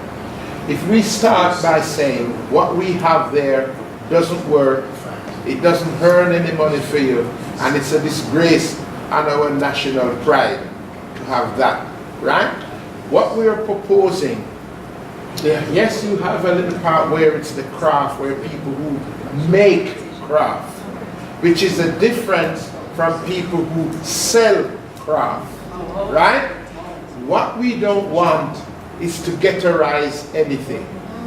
And when you bank a whole bunch of small business together who hasn't got the money to market, to attract customer, all you're doing, you're ghettoizing them and they won't make any money. You'll be just where you are.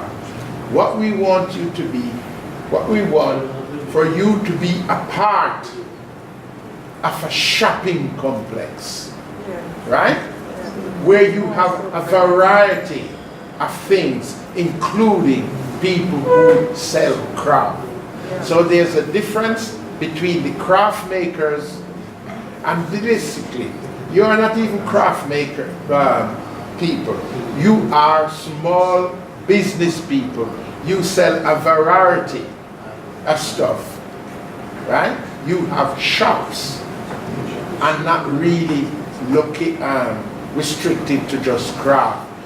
If you're in an environment where it's not conducive to business, we're trying to create an environment where it's conducive for you to do business. Now, I hear you about the craft market. Craft is really tourism. And again, I don't know what is the discussions from the level of tourism around the craft market. But to respond to your question,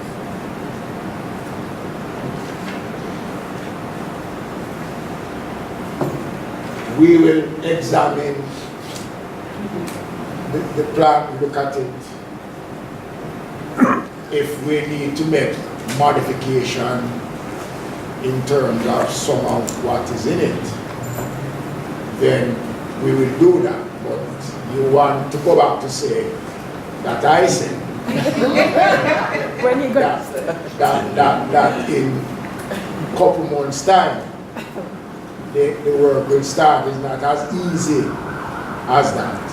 But you can rest assured that once we can agree on the fundamentals, that there will be the establishment of the market once that is agreed on. Yes, ma'am. Yes, sir. I heard what Mr. Grizzle has been saying, and I heard this in the Rayon Hotel. Well, there is a plan. There is.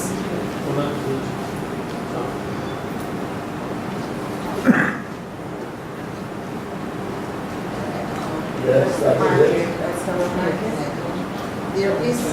There is a plan that was being made for the Negril craft market. And on the 11th of May 2016, Mr. Bartlett told us in conference center in Montego Bay that he has a plan. The plan was being signed off, it's on his desk, and it's just for starting of the project. Well, eventually after, he said it went back to review. And after review, we hear nothing about it again. It was out of the pipeline. We met as craft traders with the minister sometime this year at St. Place Conference Center. When that was after when I have gotten the proposal from the president of Chamber. And I spoke to the minister. I said to him that we have got a proposal for a complex, and we were not promised a complex, we were promised a craft market. He said to me that it was a misunderstanding, and he's coming to have a meeting with us as craft traders in Negril. I have not seen him yet, and I've heard nothing else. He was invited to another meeting in Otrias to meet with craft traders, which he did not respond. He did not respond. But what I'm saying is unfair to us. Since the plan was being made, over the years, from years we have been to meetings and meetings with different stakeholders, with ministers of tourism, like from Aluba, something. We have been there. We have been there. So it's not a prosperity problem alone. So I know what the way Mr. Rizzo put it forward now. Yeah. It's not that nothing is being said or done to us. It's just that we are still waiting. What we need our craft for. I hear you. And when I see Minister Bartlett, I will certainly say to the minister exactly what I've heard, and that there is a lot of disquiet. Alright? I saw so yes. In your opening remarks, Minister, you spoke about synergy with agencies and groups. My suggestion to the Chamber is that they need to seek to have dialogue with the local planning authority board as it relates to one, views on the Negril municipality and how the local planning authority can be incorporated, and two, the town centre proposal, because a portion of those lands are being managed by us.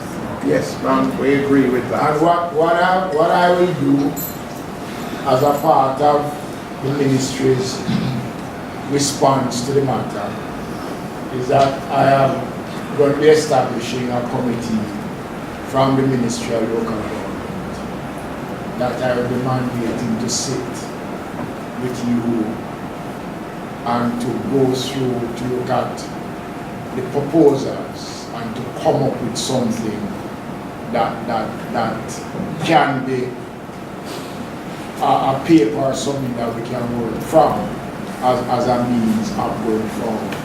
So I'm going to establish that. I'm going to have Westmoreland and Hanover, and then 3 people from the ministry that will sit to look at the issues. Okay. Because I think it goes much deeper than just today's discussion. Yes, sir. I think this is a starting point for the discussions. And what I'd love to do as a overall part of that, President, is to come back for a town hall meeting. Yes, sir.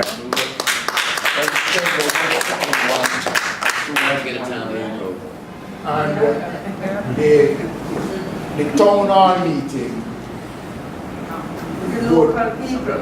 yes, the town hall meeting would look to present, first of all, the concerns that have been raised.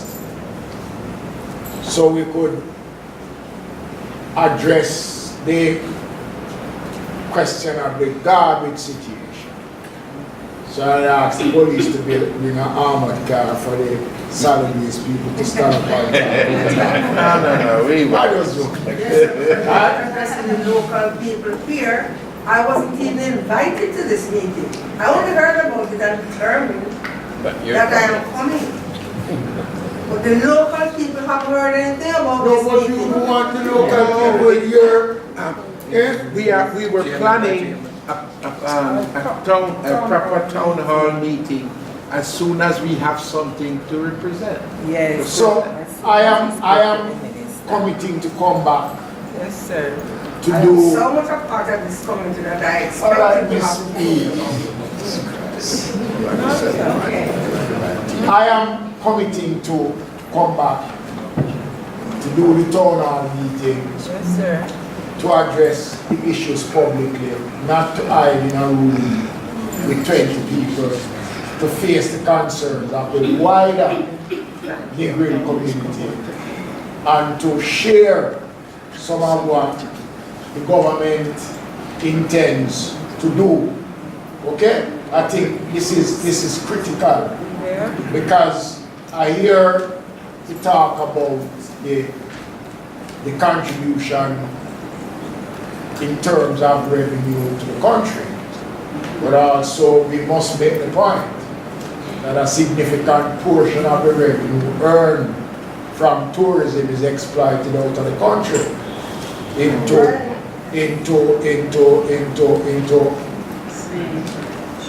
don't come into our thing. Okay? So that is also a part of incentives given that others are able to operate from, and locals don't benefit from it. And even the workers don't, because they're all on minimum wage almost. Yeah, but you're getting into charity. That's somewhere else. You're getting into an area that look, I'm just trying to set the agenda when we meet again, right?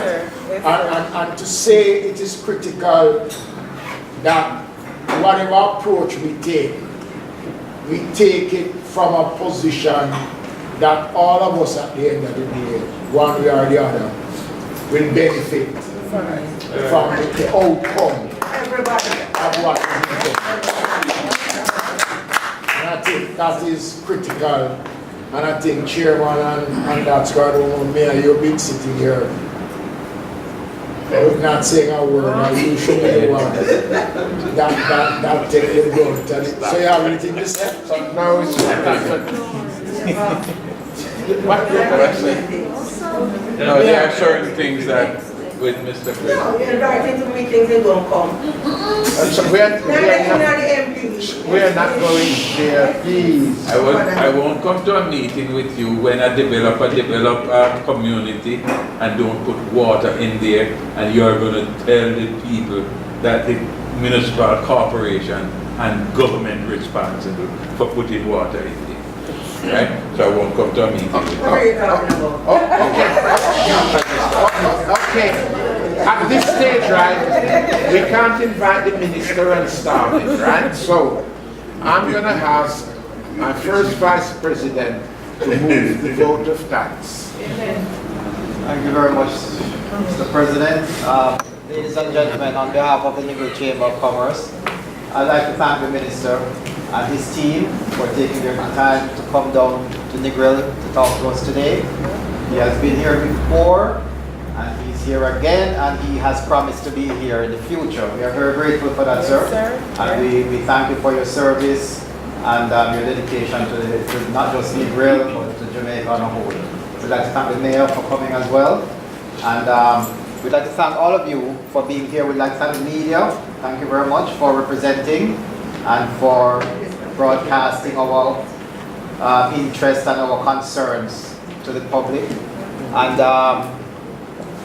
at this time, well, we just like to say, to wrap up the meeting and to say thanks for coming again, and hopefully we'll plan the town hall and we'll let everybody know when that is, and we'll continue this conversation. Thank you very much. Thank you, Lord. Meeting adjourned.